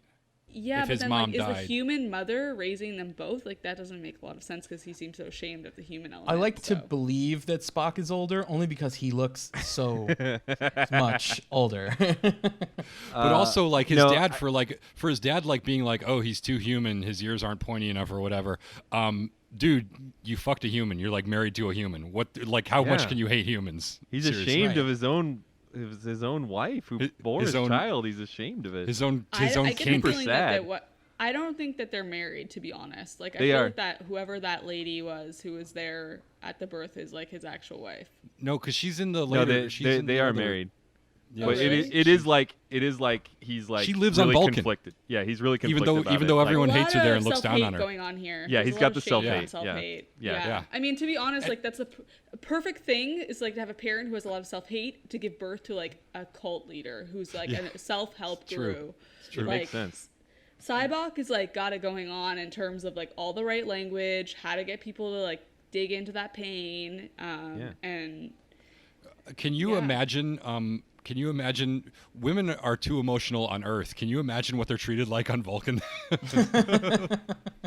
I don't know. Yeah, really so bad. like well, actually, I had a whole theory that this whole Sybok is like the man who's in touch with his sensitive, like feeling, emotional side, Emotions, right? yeah. And by the end of the movie, what he really teaches all of the other guys, Spock and Kirk and all these people, is to be okay with like not being totally Driven by emotion. well, no, like driven by their toxic masculinity, right? Because like at the end of it, the only thing that connects them is that Kirk is like allowing them to recognize. There was a moment where he doesn't share his pain, but he like He says he needs his pain. His Yeah, pain oh, is what no. keeps him going. there was a moment where he's like, we're allowed to have families. That was what it was. It was Yeah. like up until this point, these three guys aren't allowed to acknowledge that they have families. That's like so fucked up. So No, finally, that's not what they're saying. That's not what they're saying. it's not. So It's in from the, the in the campfire beginning, scene in yeah, the in the beginning. beginning, in the campfire scene, they're like, why do we hang out with each other? You know, because they're like giving each other shit, and they spend their lives hanging out with each other on the fucking ship all the time. And Kirk says something like, well, we don't have families or whatever. Then they get to the end, and Kirk is realizing that the three of them are the closest relationships they have to each other, and that those relationships are actually really important because, you know, the shit they just went through. There's And- 3 elderly bachelors. But the And guy was so- like the used to be- Bones or whatever was Yeah. like, I thought guys like us don't have families. That's what he And he's said. like- That's what Kirk said in the beginning. Is like, men like us don't And have then he's- families. Right, He's and throwing then he's it like, back but we to do. So, but all of a sudden, like Sybok may have like fucked shit up for them, but at the end of it, what he really taught them was like it was cool to be family together and acknowledge that. Right, Yeah, that's But like don't what hug really, in front of the Klingons. Right, Well, yeah. exactly. Yeah, exactly. Because I mean, 'cause Spock doesn't feel stuff. So, but they do. Like, he is their brother. So, like, they have to like express this. You know, Yeah, you in got like Jack Sprat, who doesn't feel any emotions, and then you've got like whatever the other person is that feels like a ton of emotions and is Yeah, feeling Shatner. and like driven by it. Yeah. Yeah. Well, no, not Shatner. Sybok. right. Yeah, Well, Sybok also feels lots of emotions. Yeah, Yes, but- there's a lot of feeling in this. yeah. I feel It's all about like the Kirk, feels. Captain Kirk or whatever, is like he's the one who's like really closed off from his emotions the whole movie until the end. When I was a kid, there used to be a guy who lived next door to my grandmother, who I think actually wore little cravats and probably in my mind looked a lot like Bones does, and he was an elderly bachelor. And I always assumed that was code word for he never had any children. I assumed that was code word for gay, and I think it's because of the cravat.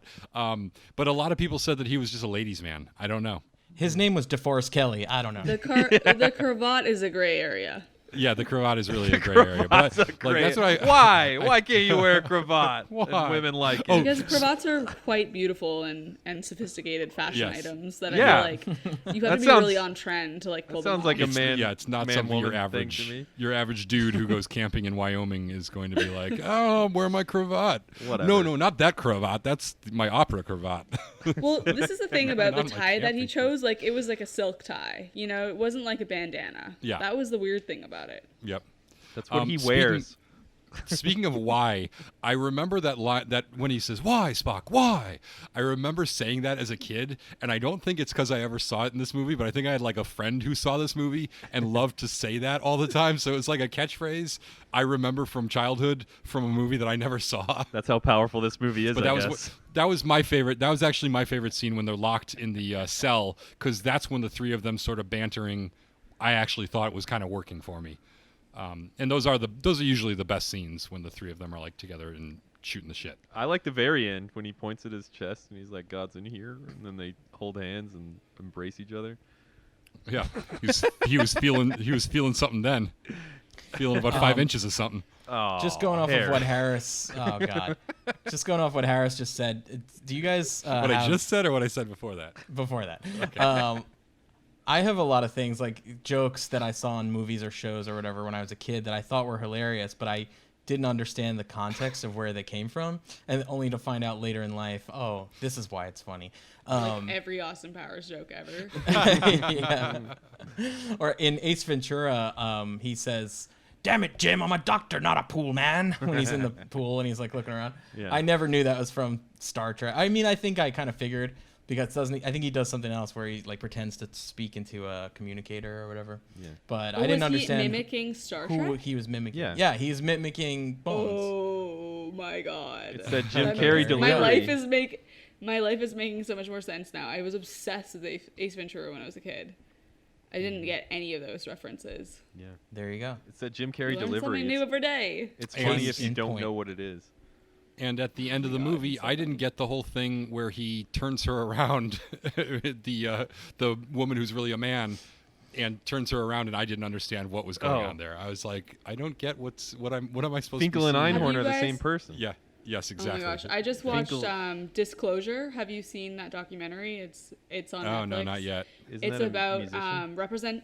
well, they are a musician, but there's also the name of it's about transgender representation in film, and it's a really great documentary, and there's actually a whole portion of that movie that's dedicated to that scene in Ace Ventura, because it's actually one of the first like there's lots of representations of trans people in film, but it actually is this moment that influenced a lot of trans actors our age, and they're like obviously it's meant to be comedic and hilarious, but it's actually also like deeply making fun of this person who's trans. Right. Which, of course, all of us watched this as kids and like maybe understood that at some level, but definitely didn't see it.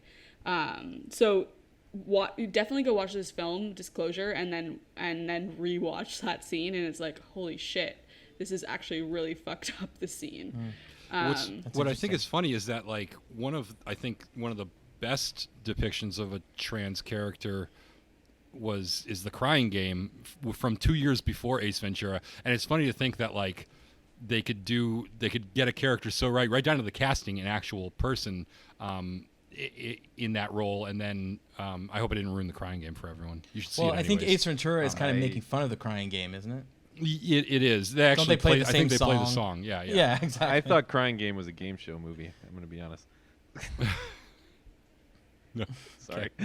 Everyone should watch the Crying Game. It's awesome. It's an amazing movie. It's so good. Yeah, really one of my favorites. But I didn't even realize that there was a connection between those two movies. That's interesting. See, there you go. Yeah, look, you guys are teaching me new shit, and I even watched the documentary. We're all about education. That's really our biggest thing, is educating people. Thank you, Harris. I think one of the last things I want to talk about from this movie is the whole like Klingon subplot that's going on. They're being pursued by this Klingon who wants to get revenge. He wants to kill Kirk and be like the greatest Klingon warrior or whatever. I just found it so lame that everything wraps up in this movie. Like even Sybok, like he kills himself unceremoniously, and I mean, I didn't get to say my piece on Sybok earlier. I find him very uncharismatic and very forgettable and unmemorable. And like even at the end, like he's not threatening at all. I mean, I know he's that kind of supposed to be not really a villain. You know, he's just sort of this. He's guy. a hippie. It's the He's a power hippie. of persuasion, Matt. Yeah, I know, but He's there's just seductive. nothing That's his compelling problem. about He's too him seductive. in the least. And then you've got the Klingons, so you're like, oh, okay, so they're gonna kill this guy off unceremoniously, and then the Klingons are gonna be the real villain of this movie. And then even that, Spock He is like, apologizes. I have a plan, and his plan is to get the general to make the other Klingon. He's just like, I'm sorry. Yeah. I'm sorry for pursuing you throughout this whole movie. Yeah. So lame. It's like reprimanding a child. Pretty sweet. Yeah. Yeah, no, it's I agree. There's a number of things you can complain about this movie. The ending is definitely one of them. Right from the time that they get to the planet, and at first there's like a reversal where it seems like nothing happened and Sybok's looking disappointed, and then, oh no, stuff is happening. There is a god. And then those like bones come out of the ground and it looks like the ground lights up, and I was like, "Oh no, they've stumbled into an interactive exhibit at the Children's Museum." And then God pops up, and it's just a double exposure face that looks like the Cowardly Lion. Or I was gonna say it looks just like the Cowardly Lion. I was like, is that the Cowardly Lion, or is that Vaudevillian Bert Lahr playing the Cowardly Lion? If I only had a starship. Definitely how I picture a god. I thought that was very entity. compelling. I all of a sudden it makes a lot of sense. Yeah, the be whole honest world with is you- making more sense. To be honest with you, like seeing this as a little kid, and they chose that as like the face of God, like it really did open up my mind and make me think about shit. It's like, oh yeah, this is the image that like a lot of people would put on this, and I don't really think I want to think that way, and I didn't really like put that together until much later. But having this show, like, yeah, you don't need to think about like a bearded man with a big face. You need to think about like what it means to you. I think it's really, And that's I why think it's you really worship, important. It's a really, really That's why good you part of worship a the movie. Baphomet, the hermaphroditic goat god, and I respect so- that. For Well, who I doesn't? like that they chose to make God like green, like neon green and blue, like super saturated, and Right. have it like in this sort of like Technicolor dreamscape. Like for me, that really worked because like I don't know how you all think about God or religion, but like the idea of it being this sort of like acid trip element, it really made sense to me, and I was like, oh okay, this is very But weird and godly. But I think it What also if God still, was one of us? Yeah. Just a slob like one of us. But I think it also still challenges you to the point where it's like, why are you trying to Just a imagine it stranger in on the this bus way? trying to make his way home. keep I going. love it. I love it, Matt. I love it, Matt. I love it. But Just but emerging seriously, out of stone. yes. Oh wow.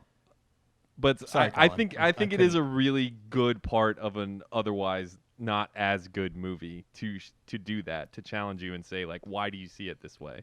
You know, why would you put a picture of God as like a translucent old man with a beard? You know, like, because that makes sense. Oh, why does that make sense? You know what I mean? Like, why does that I need to make think- sense? I Like, think you're maybe you should you're think about it. attributing a depth to this that it's. But kinda like, that really happened for me though, Harris. Like I Yeah, was a but- kid but seeing how this old were movie, you? and I No, I get what you're saying. like I get what you're saying. it is a bad movie, Harris. Like I'm not saying it isn't like this, but there is like a real. Wait, there are you is a going to give real- this a 7? No, I'm gonna give it an 8 actually, but that's not important right now. Colin, one of the other things I think is really cool, like, I mean, I didn't grow up with that much, like, religion for me was through my grandparents, and, like, I wasn't really raised in a religious household, but I think watching this and, like, having that be your access point to religion is interesting because the God character is so flawed. Right. It's not, like, a clear-cut, oh, this person's, like, holier than thou and, like, doing the right thing. They're shooting you with explosives And trying to and steal your friends. spaceship. And then you also see this guy who you've grown to love through the whole movie. I mean, in theory, Captain Kirk, like, questioning him and speaking back to God. Like, that's something that's unheard of. Like, you can't question God. Are you crazy? Yeah. No, Bones is playing it totally like, oh, I'm gonna believe this just because it's in front of me, and Captain Kirk is like, no, we don't need to believe this because it's in front of us. Like, we need to see like what this thing really is, and like it's trying to show us that it's something, but I think it's obvious that it's trying, like, the Captain Kirk perspective is that this entity is trying so hard to show us that it's this one thing that it's actually suspicious. You know, it's like when someone says like, I know everything, I'm good at everything, you have to question like, oh, well, what are they covering? What do they not know that they're trying to cover up, you know? we're going to spin this off into Colin's own conspiracy theory podcast. I would just like to point out that anytime you can end a movie with a rendition of Row, Row, Row Your Boat as interpreted by geriatrics, you've got a real turd on your hands. One thing that came to mind with the God character, I'll just add it. One quick little thought. I don't know if you ever saw Wild Wild Country. Yeah, I've seen it. Rajneesh Yep. Yeah, that's like 10 hours, and I've seen it. I know, same. I love that documentary. But obviously, the Rajneesh flaw was that like the leader was obsessed with Bentleys, I think. Yes, as Bentley. I recall. Yeah, it was Bentley. No, And Rolls so- Royce. It was Rolls Royce, wasn't it? Oh, Rolls Royce. Rolls Yeah, Royce. I think it was You're Rolls Royce. totally right. I'm not sure. Rolls Royce. It's one of the two. I think you're right. It's definitely one of Rolls those Royce. two. Okay. He probably Nice has, let's be cars, real. nice cars. Nice Yeah. cars, yeah. It kind of reminded me of this like God figure you like worship, you're so stoked on, they like denounce capitalism, and then all of a sudden you get there and you meet the guy and he's driving a Rolls Royce. He's like, I need, actually no, you're driving a Rolls Royce, and he's like, I need your Rolls Royce. Yeah. I heard you have one, I need it. I'm God. Give me your Rolls Royce. Yeah, exactly. I Like, need what your is starship. What is Yeah, yeah? it's the What does same God thing. need with a starship? I think Like, what does God need with a starship? What does he need with a starship? It's Yeah. a very good question. I think if God ever asks you for your starship, I think listeners, please ask him, what do you need with a starship? I don't think that's out of line. I don't think, and God, if he tries to play that I'm God card, just stand up to him, stand your ground. That's what we've learned from this, is that if God tries to take your starship, you tell him hell no, unless you've got a good goddamn reason. I think that applies to any person in a position of power who's asking you for your thing. Yeah. Yes. And honestly, I don't know. For me, it's a really cool part of a movie. Having that perspective of seeing it like at a very young age, and immediately picking up on the fact that like you don't need to say like God is this image of an old white man in a beard, and Right. you need to figure I out what think it is we've- for yeah. yourself is I really think we can powerful. go ahead and jump ahead to whatever else we're going to do. Yeah. Colin, you've been talking about this forever. God damn it, Colin. Now you know how I feel with Harris. So fucking frustrating, right? But he's been saying the same thing every time we try to change the subject. yeah, Colin just keeps on talking about how God isn't necessarily an old white man. I think the listeners have gotten the point. Have you guys so. seen the poster? Have you guys seen the poster for this movie? Do you like look up the posters or trailers No, I or have not. anything? I will. No, I would I'll love look to it up see it, right though. now. Well, they released a marketing, like a genius marketing poster. It's a picture of like a movie seat floating through space, and it has a seatbelt across it, and it says, "Why are they putting seatbelts in theaters this summer? Star Trek V coming soon." And it's supposed to be like, this movie is like a roller coaster that we need to put, and the seatbelt is like in the shape kind of the Starfleet like symbol, insignia Yeah. kind of thing. So apparently after this movie came out, the big joke was that they put seatbelts in theaters so that you couldn't get up and walk out during this movie. That's smart.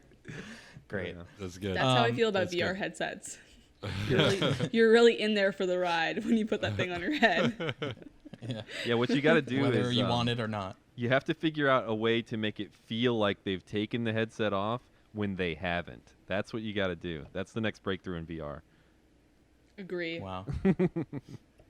Actually, one of the people on my team recently just ordered this thing from Australia that's a weighted. This is nerdy, really nerdy. So sorry. Go for it. So your VR headset rests on your face, and it can get really tiring, especially if you're in it for like 6 hours at a time, right? So she bought a weight that goes on the back, so it like counterbalances the headset. Yeah. And if it could feel like that without actually having to buy a weight on the internet and having it shipped to your house, that would be like ideal, because it is so straining on your face. It's weird that they haven't. It's weird that isn't something that they're like building into the headsets, or that they wouldn't have. Like the people who design these headsets don't think about that when they're doing that, because. It's a good point, Harris. Yeah. To Okay. be It honest, is a good point. I cannot wear it for that long. I get nauseous if I wear it for like more than half an hour. I Colin, get you have uncomfortable with. an Oculus? No, my roommate had an Oculus, and he let me play it before. Nice. I get uncomfortable after a few seconds of wearing anything. I don't even like 3D glasses or anything. So, and I think my vision's Pants. going, so everything's just kind of all blur now. You should go for face tattoos. That's something you could do. Oh yeah, I don't think that would probably. It Contacts. wouldn't bother me. You should get a tattoo of sunglasses so that it looks like you're wearing them. I'll get a tattoo of Whenever I VR have to wear glasses. You could wear a monocle. Get the tattoos that's only on your eyelids, so you can only see it when your eyes are closed. But I'll get a tattoo of my open eyes on the Yes. eyelids, so it looks like I'm always watching. You've been talking about that for so long. Just do it already. I should just pull the trigger on that one. Yeah, Harris, you that's could what I'll just do go with full my. Pan's Labyrinth and get the eye tattoos on your hands. Yeah, that's what I'm gonna do with my COVID check. Well, now that Colin's dying, should we rate this movie? Yeah, let's do it. All right. Who wants to go first? Not me. Who went first last time? I feel like Sometimes Matt the went guests go last time. first. Yeah, but that's. So I feel like, like that's let me always a little give me unfair. the system for how you're like what you're rating it out of. We're rating it out of 0 to 10 Timothy Dolphins, with 10 being the best. Yes. Because you want all those Timothy Dolphins. They're coveted. Yeah, a Timothy Dolphin is a good thing. Yes. What did All right. you, for example, what's like a highest rated movie that you've had on the podcast? Tens. I think we all gave Casino Royale 9s or 10s, right? I only give 9s Yeah. because the perfect movie is Yeah, yet to be Colin doesn't give 10s. Well, for Are these Star tongue in Trek, cheek or? for Star Trek, what's been our highest rating? Wrath of Khan. I'm Wrath guessing? of Khan had 7, 9, 5, and 9. Yeah, and Okay. feel free to get creative with it. I mean, I'll be honest with you. A lot of people, they don't want to hear this, but the Timothy Dolphin is actually conceptual. They don't exist in the wild. Yeah, and we're not actually giving Timothy Dolphins to these movies. Well, did you see the blue wine at the end of the movie? Oh Yeah, yeah, Romulan that's, ale. Romulan ale. Romulan ale. Yeah. I felt like that was really worth the blue dolphin or whatever. Yeah, I know that now. I know that that's Romulan ale now, which to my great regret and shame. I'm gonna go ahead and I'll go ahead and go first. Actually, I feel like Colin should go first, so he can't Yes. just raise his score to counterweight mine. But I will go first because I don't know if I've gone first in a while. So woof. This is a rough one. Okay. So there's some of the dumbest shit I've ever seen in a movie in this one. It's like they sometimes forgot they were making a Star Trek movie and actually started making a Star Trek spoof. I also think it's weird how they refuse to acknowledge that the stars of this film are very old men and adjust the roles accordingly a little bit.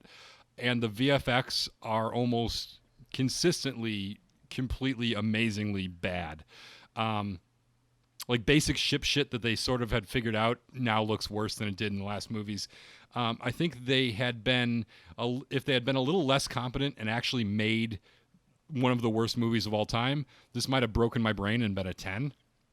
Unfortunately, there are many moments where it actually rises to the level of mediocrity. It looks good. It moves pretty quick. There are some entertaining scenes, intentional and unintentional. I actually thought the makeup and costumes were pretty good. I'm giving it a very, very merciful 4 Timothy Dolphins on the basis of it being less boring than the motion picture, which should have been 3, but I gave 4, so to not hurt Colin's feelings. So, what was that? A 9? I It's missed a 4, Colin. Go ahead. You can go now. Yeah, I hear you. 9 all the way. I'm gonna go lower than 9, actually, Harris. I'm sorry. No, I mean it's. What can you say? Like, known by many as the worst Star Trek movie of its group. To me, that really makes it so much better. Like, it's not good, but I just really like it. I'm torn. I like it so much, and I know that like it has some serious flaws, but it does have some great parts. I'm gonna give it an 8 because I'm just really hoping to raise the average. Does that make this the Moonraker of the Star Trek series or the Octopussy of the Star Trek series? You can't make that comparison. It's apples and oranges, as they say. Don't insult the great film Moonraker. Yeah. I don't know. I mean, like, there was some really cool stuff. I'm really glad I saw this as like a very young person, and I'm really glad that I've watched it the way too many times that I've watched it, because although it's a really cheap movie. Like, they did not have a real budget. They use the budget of another, like, other thing. You know, we talked about this in the text thread. I don't want to interrupt you, but we talked about this in the text thread a little bit about how this. You said it's better if you see it a bunch of times, and I was saying I would probably have enjoyed it more if I had seen it with other people and we had all been kind of laughing and talking over it the whole time. I think this is kind of it's bad enough where it could be a fun thing to watch as a group. Absolutely, it really is. Like I think you're right about that. Like I think this podcast that we just did about it was like a lot of fun. Much better than the movie. Yeah. Well, I mean, Much longer than the movie too. We are obligated to say that because Don't we are mention the it. ones presenting this lovely medley of voices. So yeah, an 8. I lost my train of thought, but Can you phrase I feel it like you were properly? done. Can you 8 phrase your score? Timothy Dolphins. There they are. Oh Great. yeah, look at them go. They just like you know when they like breach up above the water, but they're still going that like full swim speed, and they're just like and that little dewdrops kind of sheen off of the dolphin skin, and you get the little smile and they're looking at you, and then they go back under the water, and they're just flying down there. The water's in that. They give you a little wink, but you can't really tell because their eyes are on opposite sides of their head. That's right. Wink at me or that a blink? I don't know. That's absolutely right, Harris. Thank you so much. They wink their steamy hole at you. Oh no. Whole tender. I need a whole tender. Oh no. No. Paisley, rate this movie. Okay, so for me, this was a gateway drug movie to the Star Trek universe. So for that, I will be Just raising say no. the Just bar. say no, Paisley. I think for its a man being the role of Sybok, who's like curing other men of toxic masculinity, for its extremely interesting use of VFX, and for the self-help undertones, I'm giving this a solid 7.5 Timothy Dolphins. She means 8. That's 8. She means 8. My God, we'll just be grateful for the 7.5, which is way too high a rating. You know, it is funny though. Like the guest, a lot of times rates like really close to what I rate, and like not You've close said to what this they before. It's because it's their only experience. She didn't see all the better Star Trek movies. do. I so think she's that like, makes "Eh, me. it's I probably think that makes me 7.5." like the every person of the. Well, you only rate everything a 7 or an 8 or a 9. So Shut up. I feel like if there had been more female characters, more interesting lines for women in this movie, I would have raised the bar on the rating system, but I'm keeping it close to 7 for the... So this could have been 10 if they had included women, a few more important female characters. This could have been a perfect Yes. movie for Paisley. It could have been a great movie. Honestly, close. it's like right up my alley. So, exploring new worlds, a crazy weird god character, like I said, Rocket self-help boots. undertones, rocket boots, Yosemite. I love a good Yosemite movie. A Western. I would recommend an episode of Star Trek: The Next Generation in which they go to a planet and they discover that Ardra is terrorizing the planet because in the planet's prophecies they predicted she would come back after 100 years or whatever.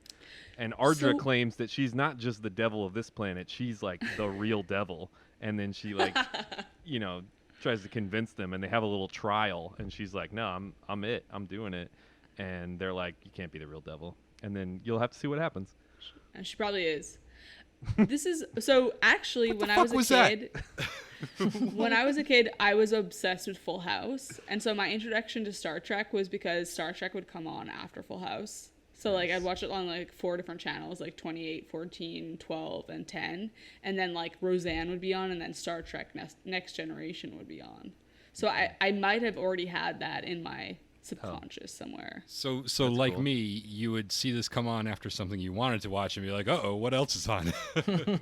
Where's Well, the I remote? actually feel like I watched it a fair bit, but those were characters that I didn't see maybe it's because I was like, this would have been like the 90s, so it was different characters than this movie, right? Not Yes. a lot of overlap. Yeah. Right. Good times, guys.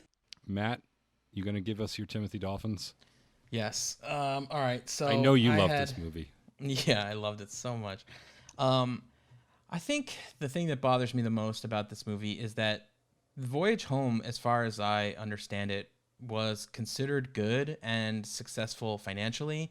So I really don't understand the hate that they gave this movie going into the production of it. Like, why was its budget so small? Why did they give it all these creative like hurdles? You know, and because I think the biggest detriment to this movie is, like Colin pointed out, that this is a cheap movie, and it's cheap in every way.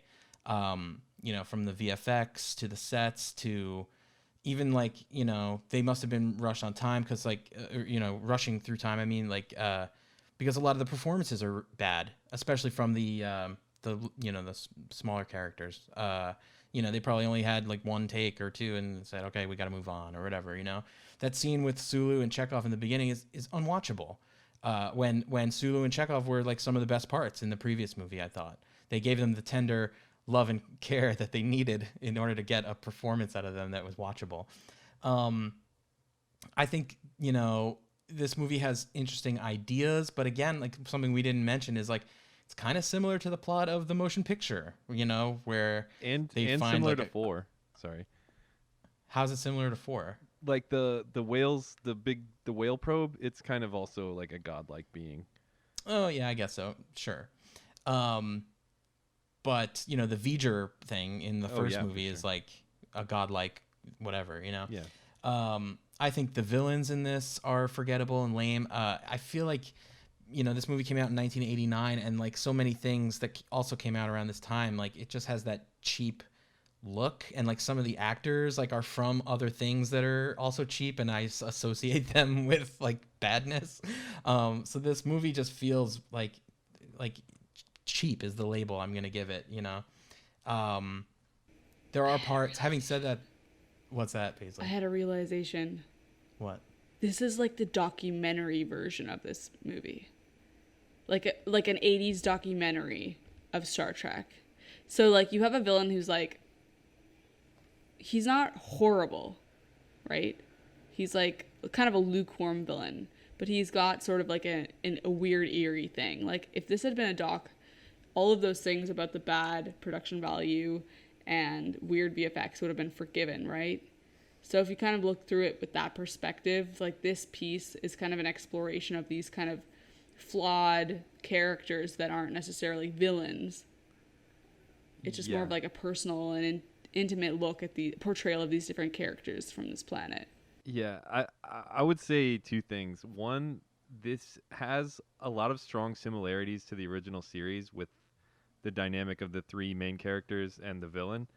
And it also, like, I know how they made it, and that it was really cheap and everything. And it makes me like it more because I think it's, like, really interesting that they somehow got away with making a theatrical release studio movie for, like, when they basically shouldn't have been able to do this. You know what I mean? Right. And that impresses me, but I also see that it's cheap and, like, it could have been a better movie.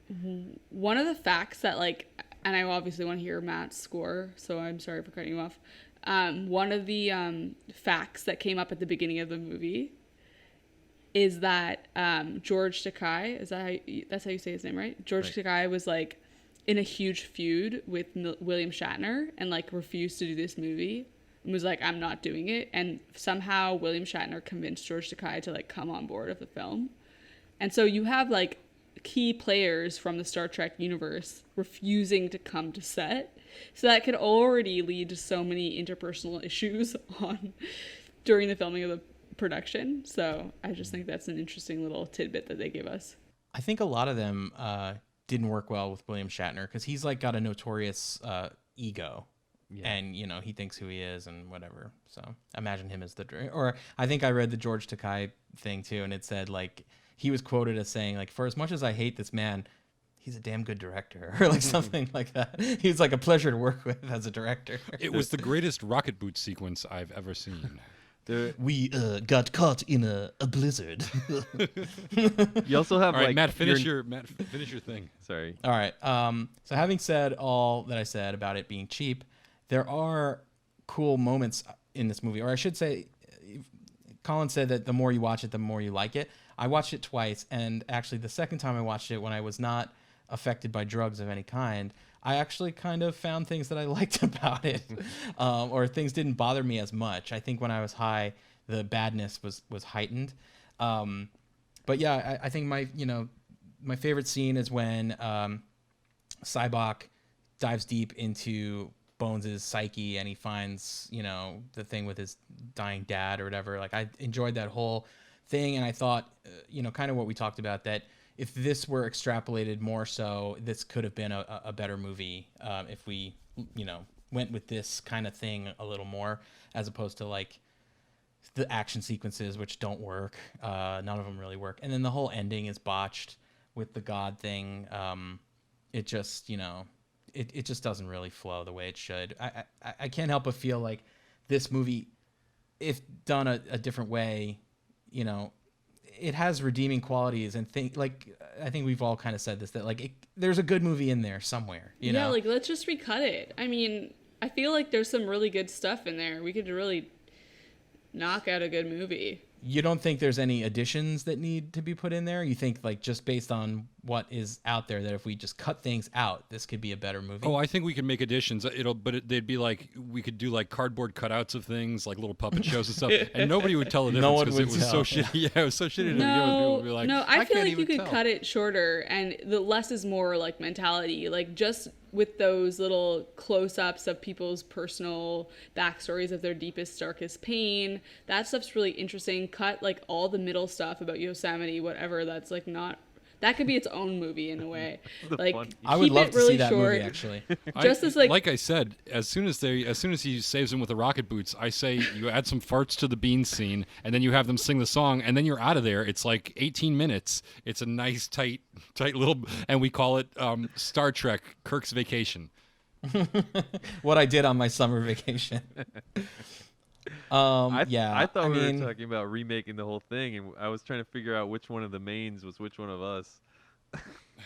Oh, I figured it out already. I'm Kirk. Harris is Spock, and you're Bones. Does that mean Paisley is Sybok? You did that all by build. Yeah. Does that mean Paisley is Sybok? I would be honored to be Sybok. I think she's been lobbying for that part the entire time. Matt, have you given it Honestly, your rating yet? all I want to be is this cult leader, and I feel like Sybok and I are on the same page. Like, reveal to me your deepest pain, and then we'll free it and see the darkness, and it will be free. Start trying it on people. Colin, you just met me, but this is what I do for fun. So yeah, we've got the whole Yosemite scene. We got space rocket boots, the fan dance from Uhura, Uhura's hair, love it. That's pretty much it. I give this 4 Timothy Dolphins. Oh my That's god. like a dolphin. That's like a dolphin for each good thing. Fair enough. Yeah, exactly. I just duplicated that. Or All right. what is it? Multiplied, not duplicated. Cool. That is what multiplication is, kind of. Kind of. Paisley, thank you so much for coming out and being a part of this ridiculous show with us. I hope you had fun. I had the best time. Would you come back? Of course. Anytime. good. I want to choose the movie next time, though. Would you guys do Return to Oz with me? Oh man, that would be a good one. Wow. If we do that as a bonus movie ever, that's definitely we should. I have know it's Paisley not back for like that in a one. series, but I guess technically the Well, Wizard of Oz. technically It's not it is. It's not a sequel to. Well, what it's a would be sequel. It's a Wizard? what would be that series? Wizard of Wizard of Oz. Wizard of Oz. Return to Oz. And then there's like some other That's like Wicked? Well, we could do Wicked, and we could also do the Wiz. Well, what about the one with James Franco? What's that one called? Oh yeah, Tin Man? I don't know. that's a Oz prequel. the Great and Powerful. Yeah. Oh, it's a yeah, yeah. prequel. I guess that would be the closest thing to a real trilogy is like Oz the Great and Powerful, Wizard of Oz, and Return to And Oz. The Wiz. Don't forget The Don't- Wiz. Yeah, the Wiz. That's not the same. That's not in the same. It counts. What about Wicked? Yeah. That doesn't count. Is there not a movie version of that? There No, will there be. isn't. Oh, okay. Yet, but One day. I think they're. But keep in mind they all have to exist in the same universe, right? Wait, Yeah, Oz. isn't Matt Oz. announcing what we're doing next? No, he's not. No, not yet. Not yet. Okay. Well, keep that in mind. Yeah. Okay. I All feel right. like we'd have some lulls with that movie. for sure. Return to okay, Oz, well- the only, I think, the exclusive directing effort of Walter Murch, the famous. Yes. Harris, editor were and you at sound the editor. talk with him? No. Oh man, my I God, would love Walter to- Murch did a Return to Oz talk at USC, and it was Yeah. awesome.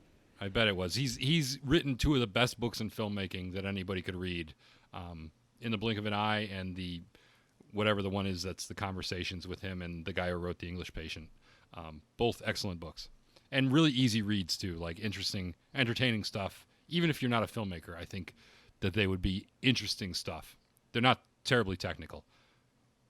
Anyways, we're Yeah. way off topic. You know, Anyways, the thing I always wonder about The English Patient is how long would you wait to see it? I lack the patience to even watch the entire movie. I'm sorry. Paisley, what have you got going on? Do you have anything to plug? Something you're working on, or like how can I do. How can people reach out? Can to people you? tweet at you? Yeah. Please don't tweet at me. I'm on there, but I'm so bad at Twitter. I am currently a producer on a virtual reality live performance called Tempest that is in a game that's available on the Oculus called The Under Presents. It's ticketed, and when you buy a ticket to see the performance, it's actually all live actors performing for you from their individual homes for the show that you're in. So it's very cool, and I highly recommend checking it out if you have access to an Oculus or Oculus Quest. So wait, the actors are just like they're just waiting around until someone buys a ticket and then they perform? No. So it's all like imagine you're going to see a theater show, and instead of one production with 12 people, there's like 12 people simultaneously performing for the shows that fill up. So like each show will have like around 6 people in an audience and one performer. So it's almost like a one-person show. And that person leads you through all these different worlds, and it's interactive. You can like touch and interact with each other. It's very cool, and there's magic, and you can impact the world that you're in while you're seeing a live show with other people who are also experiencing it around the world with you. That's pretty cool. So did you already say how people could find that? It's called Tempest in the Under Presents, and you can find it on the Oculus store. And if you're interested in it, it's produced, written, and directed by a studio based in Los Angeles called Tender Claws, and they're known for their really cool VR and AR work. So check them out. And yeah, so I've been on that project this summer, and so that's the thing that I'm super excited about right now. Awesome. Yeah, it's really, really cool. So like during COVID, while I was like obviously we were all self-isolating, I would go into headset and be in these hilarious rehearsals because a lot of them are like comedians coming from improv and stand-up and stuff.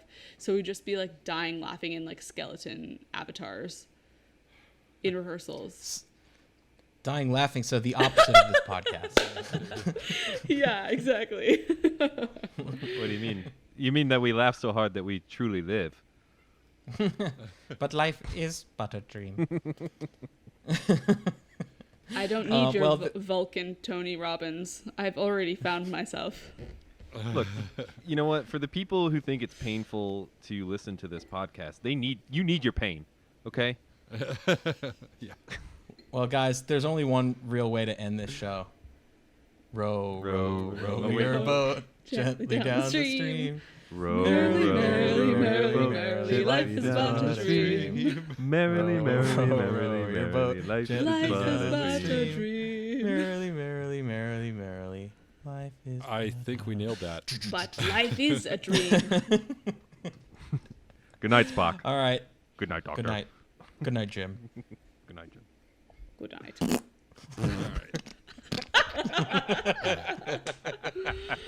Oh my god.